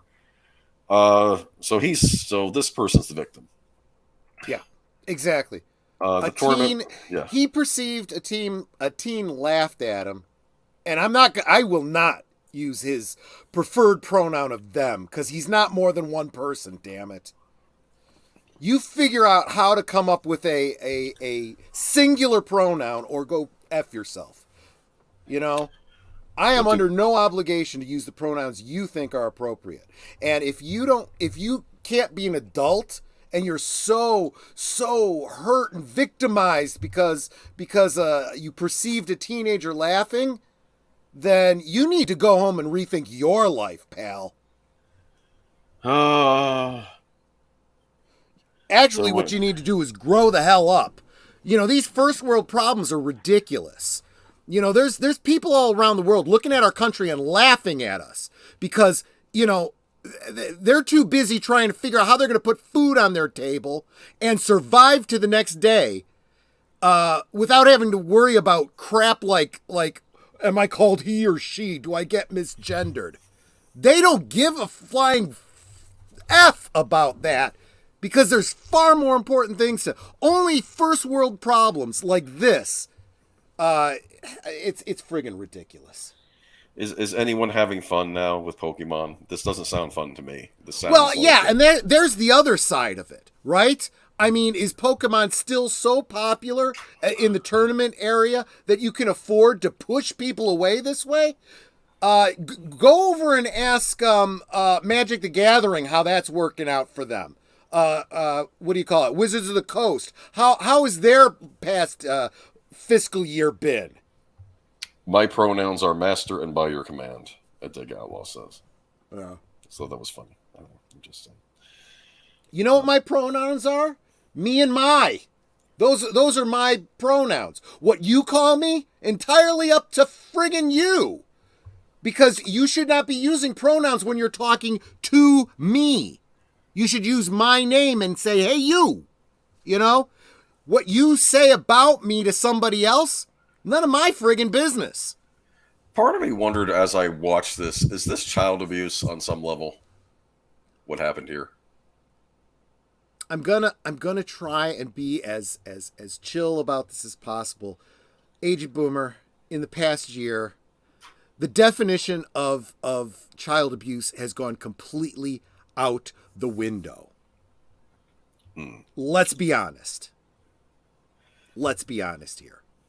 I'm just saying, if you have to go to a Pokemon tournament, which is supposed to be this fun competitive thing, and then it's like the judge reminds me of the Gruel guy from Oliver when Oliver asks for some more Gruel, remember? And it's just this was, I don't know. Yeah, this is ridiculous, and honestly, I hope that Parents need to look at this stuff. I hope this tournament just frickin' goes bankrupt. And $1,500 to travel to this thing? Yeah. Ridiculous. Absolute bullcrap. And, good luck to him. Next article.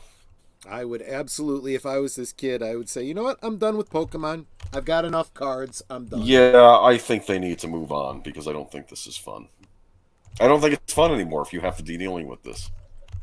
It's not become about the game. It's become about the social issues now. That's what it is. That takes precedence. Yep. Okay, so a family bought a video game console at Walmart. It was filled with you can guess with prawns those words. And racist games. Yes. Let's read the article. Yep. Well, be careful. You might want to censor yourself as you read through this. Oh, whatever. Okay, a Christmas gift meant to bring a family joy had a nasty surprise inside. Adam Nottingham's kid got a Super Nintendo knockoff console last Christmas preloaded with more than 800 games. Nottingham believed that it was a great gift at first, a chance to show his young sons some retro games. Nostalgia, these are the games I grew up with, Nottingham said. The console... I don't think these were the games you grew up with. I'm not sure all of these games he grew up with. I wonder if it's got regular Tapper instead of Root Beer Tapper on there. Anyway, oh, there you go. Well, I remember Leisure Suit Larry, but I think this might go beyond that. Yes.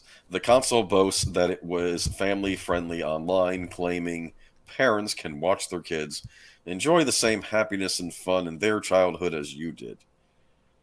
We were hoping it was a fun gaming system for our kids to play, Nottingham said. We did not expect anything inappropriate like this. Instead of games like Super Mario 2, the console had Black Man 2. The game's home screen has the words "Kill Whitey" as the player picks the characters throughout the levels. There are animated figures of a certain 3-digit organization. Okay.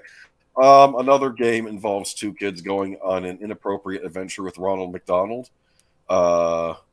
Children without clothes on are reading a book that says the prawn on it. And male anatomy is seen all over the other levels, Nottingham said. Wow. Nottingham expected to see some fake games on the console, but never imagined finding this kind of content. This was from Walmart, Nottingham said. Walmart confirmed the console was sold by a third party using its website. The supermarket removed the listing and the product is no longer for sale. However, Walmart was not the only retailer that listed the console. The product is still available on sites like Amazon. Every company needs to stop selling this, first off. Second, they need to do an investigation into it, who is selling this and what distribution plan they are coming from, Nottingham said. Amazon did not respond to a request for comment. I'd like to say there's a political angle here, but this is just fun and stupid article. It is. It really is. I'm sorry. This is just so darn funny. You need to buy official. You should probably be buying official Nintendo consoles and official Sega consoles. Unfortunately, Nintendo ceased selling the Super Nintendo Classic and NES Classic a few years ago, so people are now going to start turning to these knockoffs, which I kind of wish Nintendo just, keep stuff still in the market so people can buy the official thing. Well, and this is what I've always said about marketing of stuff like this. If there's a market out there that people are going to turn to a bootleg market, maybe the license owners should think about maybe put it out again and keep making money. Sega's better at that than Nintendo. They do try to make their classic games available more than Nintendo does. Like I said, they had the Genesis Mini a couple years ago. They had the Genesis Mini 2. I'm sure at some point they'll release other classic consoles. Maybe and Nintendo honestly, will someday too. I don't know. I really wish they would release a Game Boy Classic. And if you're not buying this for your kids, if you're just an adult gamer that is looking for games, I'll bet there's a lot of people that have bought this and was like, well, that's weird and stupid. And either they play the game or they don't, and they just go play other games, and just don't care. Now, I have no idea where these games were made. Probably. Usually Asian, usually undescript Asian countries. That's usually not Japan. They'll make these knockoff games. Yep. I just think it's funny, and I'll be honest with you. If being a 50-something-year-old guy that doesn't have any kids, if I was to buy this for myself and I saw this, I'd probably find it very, very humorous. And even and then the FBI would bust. I'd probably try playing them just to see what I could find, And then the FBI would bust down your door, right? I'm kidding. I'm just making. Yeah, right.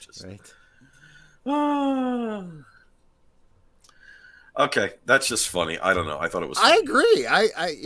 I'm not too bent out of shape about it. And it's a caveat emptor kind of situation, right?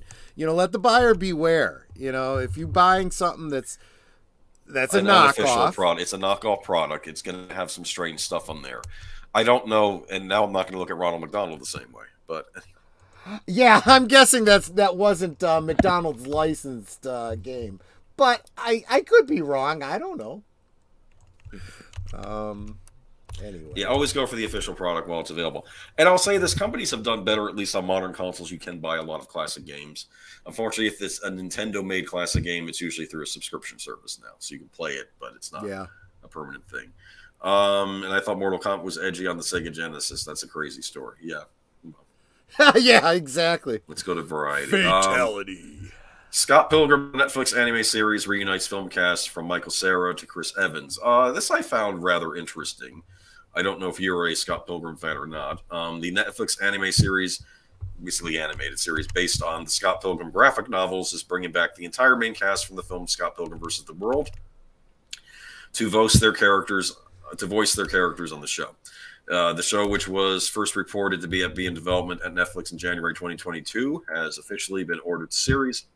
The returning cast members are Michael Cera as Scott Pilgrim, Mary Elizabeth Winstead as Ramona Flowers, Satya Baba as Matthew Patel, Kieran Culkin, Wallace Wells, Chris Evans, Lucas Lee, Anna Kendrick, Stacey Pilgrim, Brie Larson, Envy Adams, Allison Pill, Kim Pine, Aubrey Plaza, Julie Powers, Brandon Routh, Todd Ingram, Jason Schwartzman, Gideon Graves, Johnny Simmons, Young Neil, Mark Webber, Stephen Stills, Mai Whitman, Roxy, and Ellen Wan Knives Chow. Additional cast members will be announced at a later date. As previously announced, Brian Lee O'Malley, who created the Scott Pilgrim graphic novel series, will co-write and executive produce the anime version along with Ben David Grabinski. The pair also serve as co-showrunners. The Science Saru will provide the animation. Young Choi of Science Saru will executive produce along with Abel Gongora on board to direct.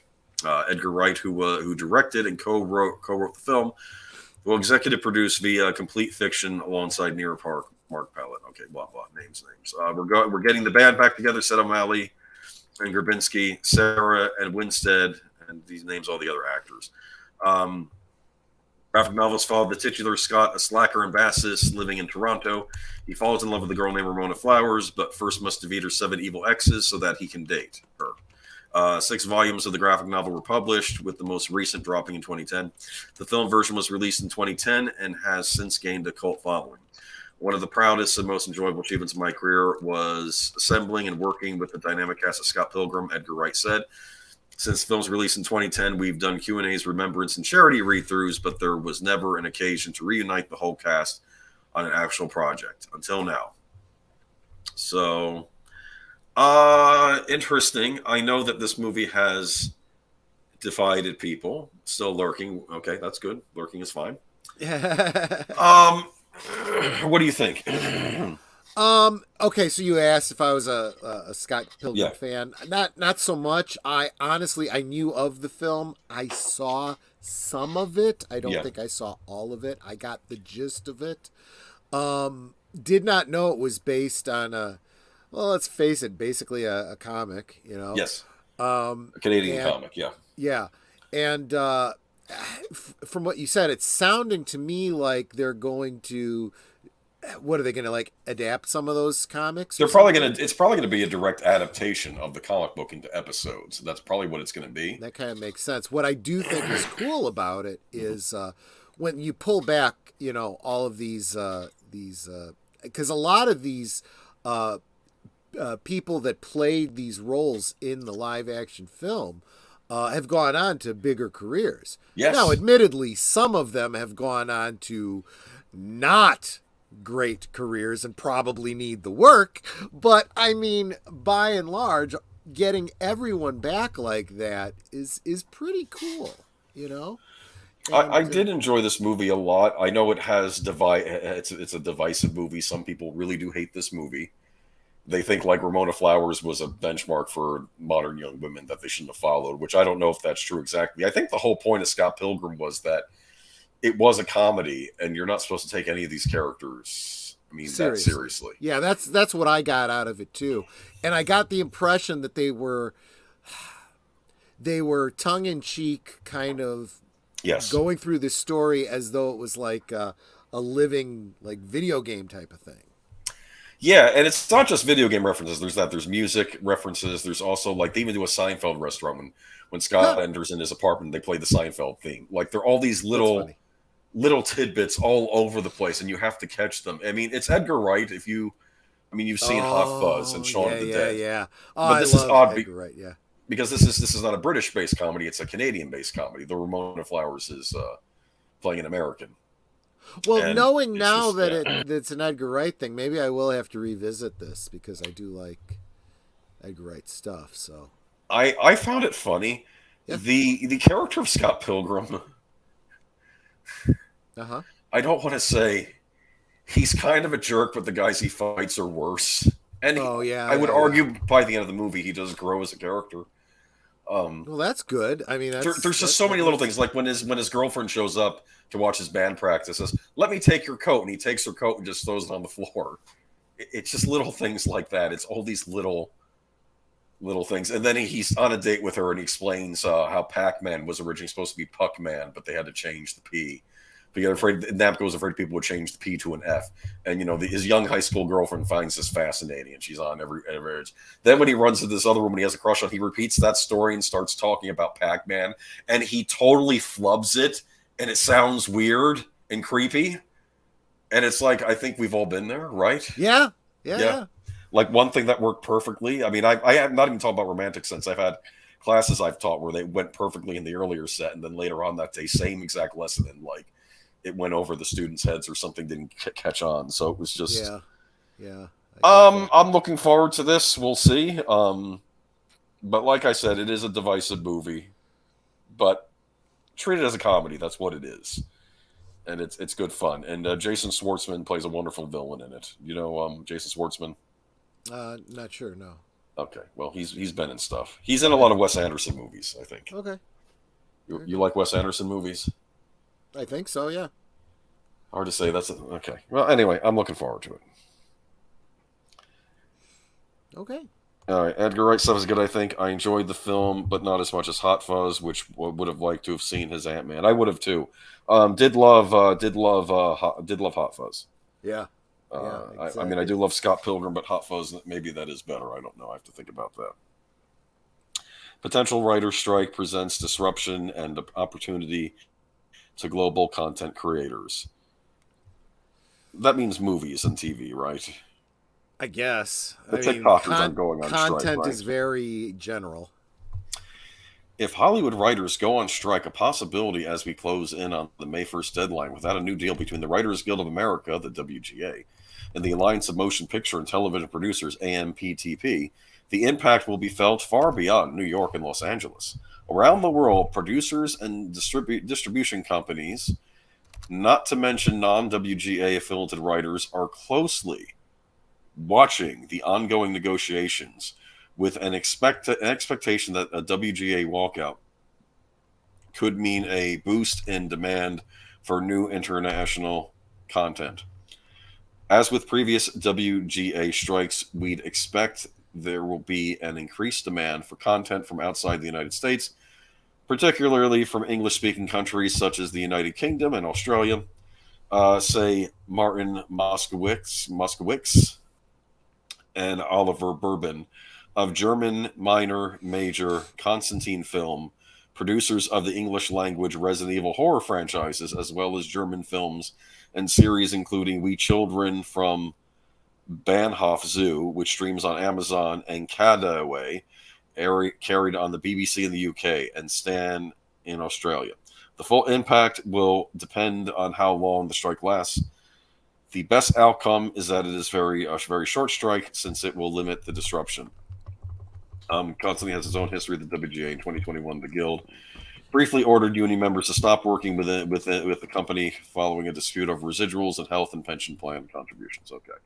Louis Peterson, CEO of All Free Media International, which handles global sales on such series as Amazon Prime's The English, starring Emily Blunt, and All Creatures Great and Small, which airs on PBS stateside, said the pivot toward international shows was already evident at the London TV screenings earlier this month, with broadcasters and streamers looking at international shows as a possible contingency plan. A lot of American buyers were planning for the strike and talking about shows as potential acquisitions, said Peterson, speaking on a panel at French television festival Series Mania on March 21st. I suspect they're doing research behind the scenes for backup lists. The last WGA strike, a 100-day work stoppage between 2007 and 2008, saw a significant opening in the U.S. market to non-American shows, with Canada the prime beneficiary. Mid-season pickups by the U.S. networks of Canadian series like Flashpoint on CBS and The Listener NBC used to plug in the back of fresh content as U.S. scripted series went off the air, helped usher in a gold rush for Canadian producers looking to get their shows on American prime time. What followed were the likes of Rookie Blue on ABC, CW Soap at the LA Complex, Orphan Black on BBC America, and NBC's Saving Hope. Karen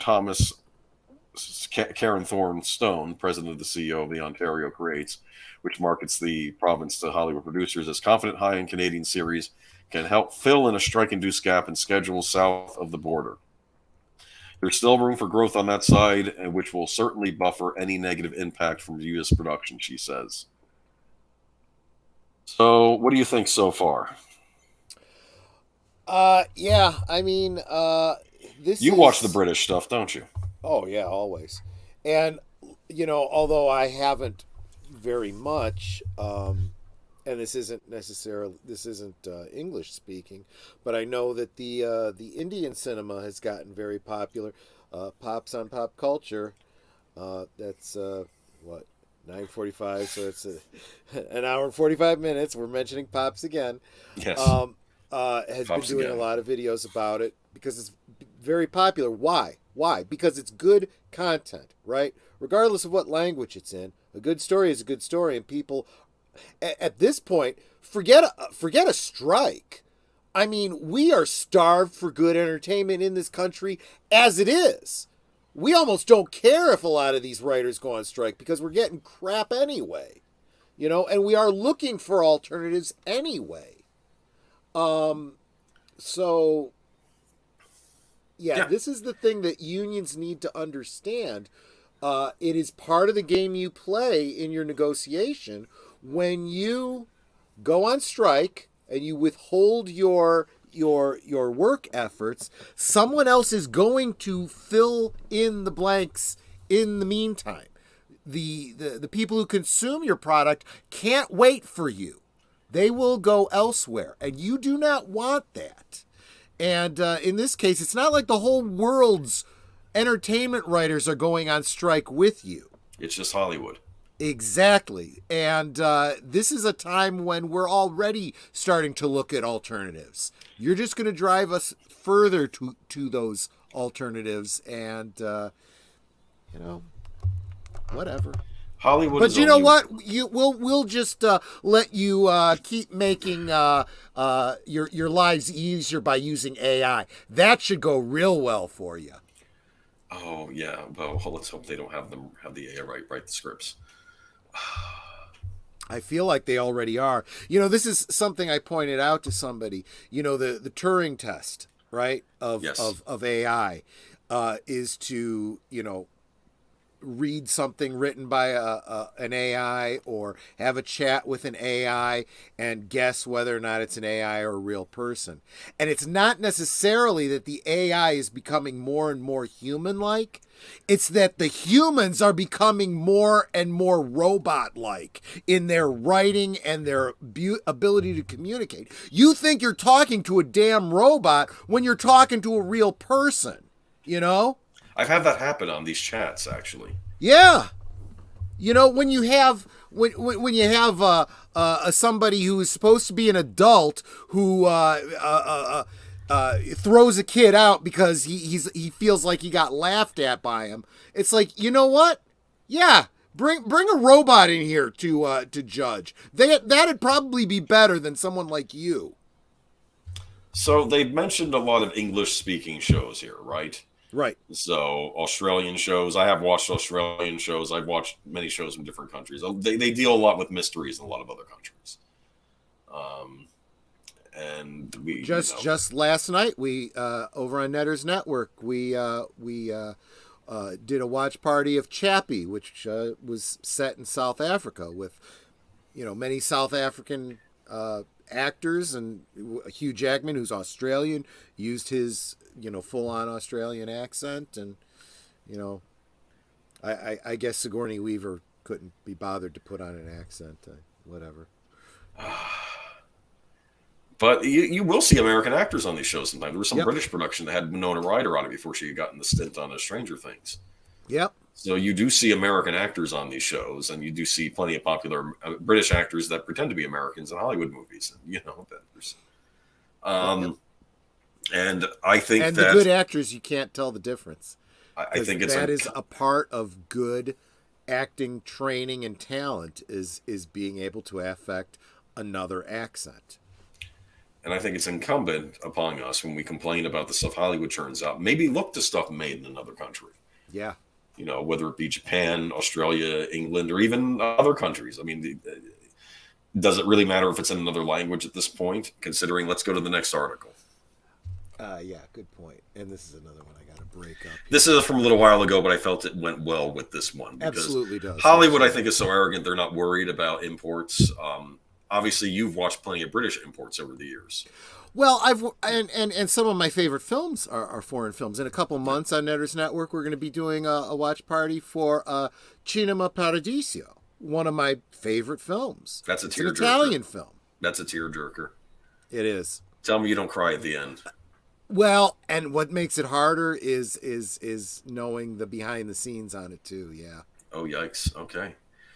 Mumbling actors, bad speakers, or lazy listeners, why everyone is watching TV with the subtitles on. This is from a few months ago. Yeah. But I felt it was, I've noticed this. People are actually starting to complain about this more. And I remember back in the 90s when Siskel and Ebert were reviewing movies, they were complaining the fact that they can't hear what the actors are saying. Yep. And they said, go back to old Hollywood movies. Everybody was clear as a bell when they spoke dialogue. So last year, Netflix revealed 40% of its global users have subtitles, more commonly known as closed captions in some countries, on all the time, while 80% switch them on at least once a month. Stats that far exceed the number of viewers who need captioning because of hearing impairment. There are, of course, a myriad of reasons why someone might turn on the subtitles. A sleeping baby in the other room they don't want to wake, a noisy flight path above, or an unintelligibly thick accent from an international actor. Something that's becoming a saucy film you don't want your wife to know about. Oh my goodness. Did you ever see Sexy Beast with Ben Kingsley? I'm sorry, I almost did a spit take there at Netter's reaction. What, Sexy Beast with Ben Kingsley? Yeah. You don't get to see any full frontal Ben Kingsley. Don't worry. It's just no. He has this London accent or this English accent in it that is indecipherable unless you're from there or you're reading subtitles. Yeah. It's but anyway, let's go on. What was I saying? Okay, so becoming more common as streaming beings television from around the globe into our homes. The terminally online among us may switch them on to screenshot their way to a viral meme success so they can be ready to catch pithy one-liners as they drop. When it comes to intricately plotted prestige television, subtitles can help you follow what's happening if you're prone to scrolling through Instagram at the same time as tuning in. Or sometimes the fun can be found at laughing how terrible some of the subtitling is. I'll tell you what, there was just an aside here. As I was setting up a stream for a rewatch, it was the rewatch on my own channel. Big Al and I did a 2-night event looking at Eddie and the Cruisers and Eddie and the Cruisers 2. And yes. Eddie and the Cruisers was on my channel, and the DVD does not have subtitles in English. That's true. Some of them didn't. Yeah. So what I did was I went online to see if I could find a what's it called? Subtitle file that I could download, and I did. And I combined it with my rip of the movie that I was going to share. And well, the movie starts out with the famous release song from the movie, On the Dark Side, right? The lyrics were all wrong.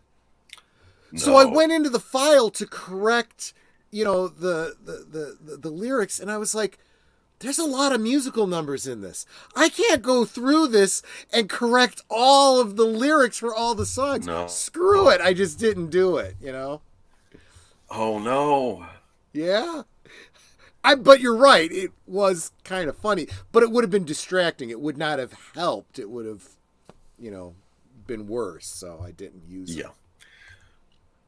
So, yeah. But yeah, captions are just becoming more popular. And I was thinking, well, one of the big stopgaps from people watching foreign language productions was always, I don't want to read subtitles, correct? Yeah. If people are now used to reading subtitles because they can't understand the English words being uttered, I think they might be more likely to take on watching a foreign language show.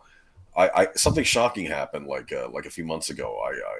My mom was in the living room and she was watching a French language television show, and I didn't say a word because I've never known her to watch anything in a foreign language, but she was watching this show, and I'm like, maybe we're going to see a sea change. Because if that's people exactly are right. having to watch captions. But you made a comment about lazy viewers, and I've actually heard this. I'm watching a movie. I don't want to have to read it. Okay, you are a dumbass. All right?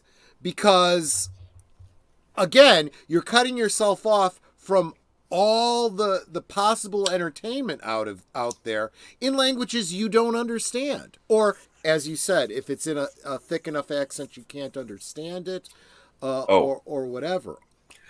I think the lazy viewers it's remarking on are the viewers too lazy to properly calibrate their sound systems. do the full surround to make sure that they can hear the dialogue and therein lies another problem where I do have to speak to. You kind of shouldn't have to, for the same reason you shouldn't have to adjust the lighting on your film and the contrast every single time, because everything is so damn dark. Seriously, it's gotten to the point you can't see anything in movies anymore. It's getting freaking ridiculous. Learn how to light your movies. Learn how to manage the sound. Okay? It really is ridiculous. And I've been talking about this as someone who's streaming. I noticed this the other night. One of the comments someone said is, why is Troy so much louder than everyone else? Well, part of it is the inability to, equalize the streams from different people, in different places. But the other thing is, and I've said this before, I come from a theater background, right? Enunciation, pronunciation, volume. When you're on stage, you may or may not be mic'd. You project so that you can be heard by the back row or, the balcony, and that's how I am, on a stream. If you're going to be a performer, you need to do that. Now, I do understand that the advent of electronics and miking and stuff like that gives cinematic actors and television actors the ability to be mic'd up and to more easily pick up their individual voices, so they could, instead of projecting so much, they could be more subtle and whatnot. But then the editor has to do the editor's part, and equalize it. Sometimes the music is so damn loud, you can't hear what's being said. That's bad sound editing. I had a real problem with, I think, the Chris Pratt movie that's on Amazon, the Tomorrow War. I think I had to put the captions on with that because I couldn't understand what he was saying, because there's all this boom happening around him. We didn't have any kind of sound bar hooked up, or at least not a proper one. And it was, I just gave up, and I'm like, let's just put the captions on so I can understand what everybody's saying. So, and I know this isn't what the article is about, but I did mention it before. The whole thing about everything being too dark. A big problem that I wasn't aware of until I saw, and unfortunately I can't give attribution for this because I don't remember who it was, the streaming thing. Okay, if you are into Blu-ray and HD and all this kind of stuff, that's one thing. But you try getting that content streamed to you, it's all compressed, so you're not getting HD when you are getting it through stream. So you end up, when you have the dark screens, you get all this pixelation because of it, and there's no way to counteract that, and it looks like crap. Yeah, Godzilla 2014 had an issue being too dark on DVD. Yeah, interesting. Yeah. Warner Brothers is pretty bad with it too. Tried to watch Man of Steel, couldn't hear it. Watched the Batman, couldn't hear it. Yeah. And it's like, no. Wait a minute. Don't tell me I'm too lazy not turning it up. Again, if I turn it up loud enough to hear what they're saying, my speakers will be blasted out by the damn music. And possibly in the next scene, it'll get real loud again. It is not my job to constantly be adjusting my TV and settings and sound. You should find an industry standard and stick to it. There was one at one point. It was THX, remember? Yeah. I don't see THX anymore, though. Yep. It's because probably it was bought up by Disney. Oh, no. Yes. Because everything Disney touches turns to shit. I want to make that a hashtag. Well, is that too long to be a hashtag? I don't know. I don't think so. I don't know. Maybe it is. Hashtag Disney destroys everything. They're not good lately, and they haven't been good for a long time. Let's be honest. They need a kick in the ass is what they need. They need competition. We'll see if something They've happens been getting this kicked week. in the ass constantly. It doesn't matter. They need to fucking fail. They need to go bankrupt before something's going to change. They need to quit pushing Black Panther 2 on me by showing the clip videos every time on YouTube. Yeah, exactly. All right, why don't you post the next one? This is the one which got Troy kind of salty. But there's a bit of humor to it too. Okay. Jennifer Aniston says there's a whole generation who are finding Friends to be offensive. I don't think there was a sensitivity like there is now, Aniston told the Associated Foreign Press. You think? The beauty of comedy is that we make fun of ourselves, make fun of life, she added. Jennifer Aniston believes comedy is tough to do now, cited how young people are now viewing Friends as a clear example. There's a whole generation of people, kids, who are now going back to episodes of Friends and find them too offensive, Aniston told the Associated Foreign Press via Yahoo. While promoting her latest movie, Netflix's Murder Mystery 2. There were things that were never intentional, and others, well, we should have thought it through, Aniston continued. But I don't think there was a sensitivity like there is now. The famed 1990 series in which Aniston played Rachel Green for 10 seasons and highlighted a group of friends living in New York City has been criticized in the past for its lack of diversity. Comedy has evolved, movies have evolved, Aniston 54 said. Now it's a tricky because you have to be very careful, which makes it really hard for comedians because the beauty of comedy is that we make fun of ourselves, make fun of life. You could joke about a bigot and have a laugh, she added. That was hysterical. And it was about educating people on how ridiculous people were, and now we're not allowed to do that. Aniston isn't the first to address the apparent challenges of doing comedy in modern times. Legendary comic Rowan Atkinson, known best for playing Mr. Bean, compared today's climate to a medieval mob looking for someone to burn. While Seth Rogen has advised that if you're a comic whose material is aged badly, just accept it. Either way, Aniston believes comedy is needed more than ever. Everybody needs funny. The world needs humor, Aniston said. We can't take ourselves too seriously, especially in the United States. Everyone is far too divided. Well, the trouble is many of the comics became political commentators. Yep. That's exactly right. If you're offended by anything in Friends, then you need to grow a pair. Yeah, I mean, come on. I often saw Friends as a more mild version of Seinfeld. I didn't want to know. Was that Jennifer Aniston speaking that said that? No, that was just me. Oh, okay. I was gonna say that would be pretty incredible. I used to watch Friends. I used to watch Seinfeld. It was must-see TV. That was Thursday, right? Yeah. And, I don't remember there being be anything in it that was offensive. And by the way, you know, it had its what I guess people would perceive as being woke stuff back then too. You had the one of the main characters, his ex-wife left him for another woman. You know, that's probably what they complain about, though. They probably say, "Oh, it made this character uncomfortable," and I'm thinking, well, it would, especially back then, and it was treated as comedy, and things were different then. But it's still a universal story. It doesn't matter if she left him for another woman or for another man. He was a jilted. It's gonna suck when you have a kid together. Yeah. You know, and you didn't do anything wrong. She just decided she loved somebody else. You know, it's like, well, you know.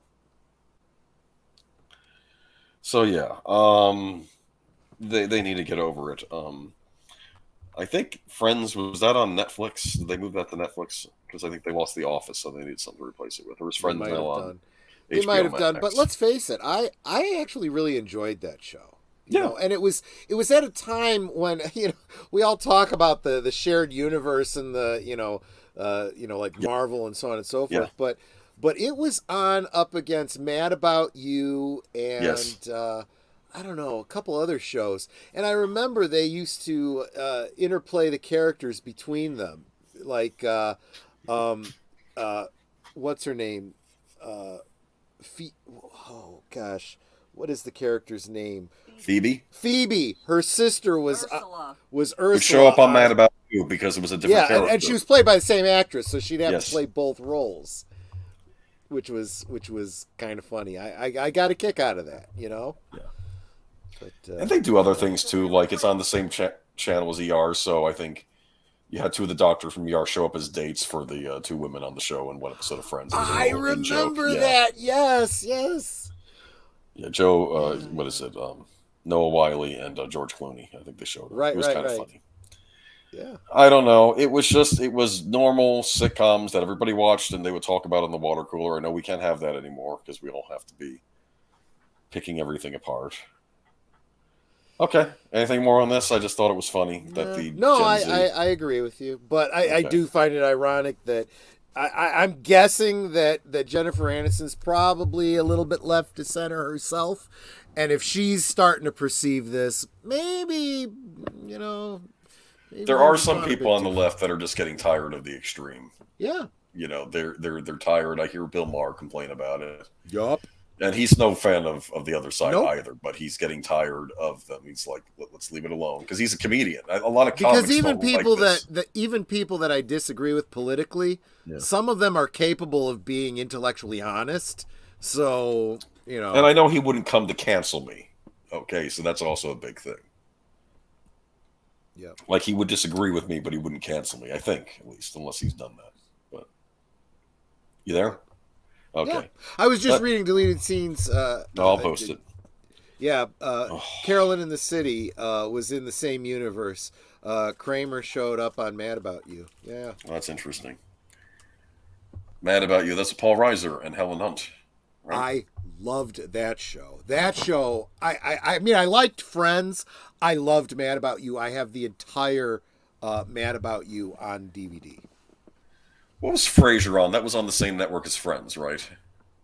Think so, same? yeah. Yeah, I think that was his... There was no crossover there, though, because, of course, he was in Seattle, and they were in New York. That's the Cheers universe, anyway. That's the... Which also ties into the show Wings. That was also part of the Cheers universe. I didn't know that. Yes. That's interesting. Clint Eastwood reporting setting up final film at Warner Brothers. I mean, if there's an actor who's earned his retirement, it's definitely Clint Eastwood. After several decades spent in show business, Clint Eastwood is reportedly looking to bring his film career to an end with one more feature film. The 92-year-old, whose last movie, Cry Macho, was released in 2021, is looking to team back up with Warner Brothers for his final movie. According to a new report from Discussing Film, Eastwood's next movie is being billed internally as the last of his career, though the report adds that the actor and filmmaker is still not fully decided about retiring after the movie. In any case, it makes sense for Warner Brothers to be home for what could be his last film, as Eastwood has a long history with the studio that has previously seen him release more than 10 previous titles for the studio. Discussing Film's report also divulges some details on his planned final film for Eastwood, called Juror Number 2. The movie is described as a thriller that will follow a juror on a murder trial who realizes that he may have caused the victim's death and must grapple with the dilemma of whether to manipulate the jury to save himself or reveal the truth and turn himself in. Eastwood is definitely planning to direct the film, and he often stars in his own movies. Chances are he'd have a role in Juror Number 2 as well. It's reported that a certain young Hollywood star is being eyed for the lead role, but no casting has yet... I lost my place. Hold on. Okay. No, that's fine. Okay. But no casting has yet been made official. Clint Eastwood rose to fame as an actor, particularly with his work on iconic westerns like the Man with No Name trilogy, as well as the popular Dirty Harry films. He'd also come to find great success behind the camera, winning Best Director and Best Picture for helming the 1992 Western movie Unforgiven. Eastwood also won the same Oscars for 2004's $1 Million Baby. Eastwood has directed dozens of other films over the years, helming notable titles like Hang 'em High, Every Which Way But Loose, Escape from Alcatraz, Heartbreak Ridge, and The Bridges of Madison County. In recent years, he's directed films like American Sniper, The 1517 to Paris, The Mule, Richard Jewell, and Cry Macho. Eastwood has long been one of Hollywood's most popular personalities, so we can be sure that Juror Number 2 will be capturing some interest upon its release, especially if it's billed as Eastwood's final film, whether or not that actually ends up being the case. I don't know. I'm thinking it's the end of an era. What do you think? Yeah, I think you're absolutely right. But again, like I said, he deserves it. He's done great work. Um, I mean, uh, Heartbreak Ridge, which I did a watch party of that. Was it last month or maybe it was the month before that? One of my favorite films. Wasn't a big fan of A Million Dollar Baby, but Gran Torino, loved that movie. Yeah. You know, loved all of his Western films when he was younger. You know. Yeah. You did all Josie Wales on Netter's Network, right? I think. Or was it Big Al? It must have been Al's. Yeah. Okay. But I'm tired of the weak crybaby generation. Hellion. No, I agree 100%. They just need a juice box and some love. We are definitely in the phase of good times make weak men and women. We are definitely in the age of we're past the good times. We are now in the era of weak men and women. So enjoy your final Eastwood movie while you can. Yeah, good point. Good point. And also look to alternatives from overseas, maybe at countries that are maybe in. Yeah. I mean, Hollywood needs competition. Competition is a good thing. It's good for the customer. Iron sharpens iron. Yes. All right. I am dead dog tired. I appreciate y'all sticking with me. I'm kind of getting over something. But what we got going on this week? Well, next thing I know of is Wednesday. Do you know anything before that? No. I know that Wednesday will be on Soundtracks with Birdman, and we will be doing a rewatch of L.A. Confidential. L.A. Confidential. Guys, I am not available that night, but it is one of my... It is definitely in my list of, like, top 25 films. It is a good movie. I love that movie. So definitely check it out. Yeah. Thursday, Netter's Network. Yep, Thursday on Netter's Network. Her special guest will be Gorilla's Random Thoughts. Should be a lot of fun. He's a great newer YouTuber with a. I'd say he's probably a rising star. I don't know if Ryan Roger Athey's gotten around to doing him, but he should. He's definitely a rising star. Find out more about him on Thursday. Yes. And let's see, Friday. And in reference to Friday, I actually released my first short on YouTube today, promo for Last Call this Friday. Where my guest will be a real derelict. Daryl the derelict, in fact, of the vac tube. So that is, I just put down the wrong time there. That is 9 Central. I can't even get the right time for my own stream for crying out loud. What is wrong with you? 9 Central, 10 Eastern is when that will be. But if you go ahead and click on that link, you can hit notify so that you know when I go live on Friday. I screwed that up. Saturday. I told you, my boss here on this channel, he's a taskmaster.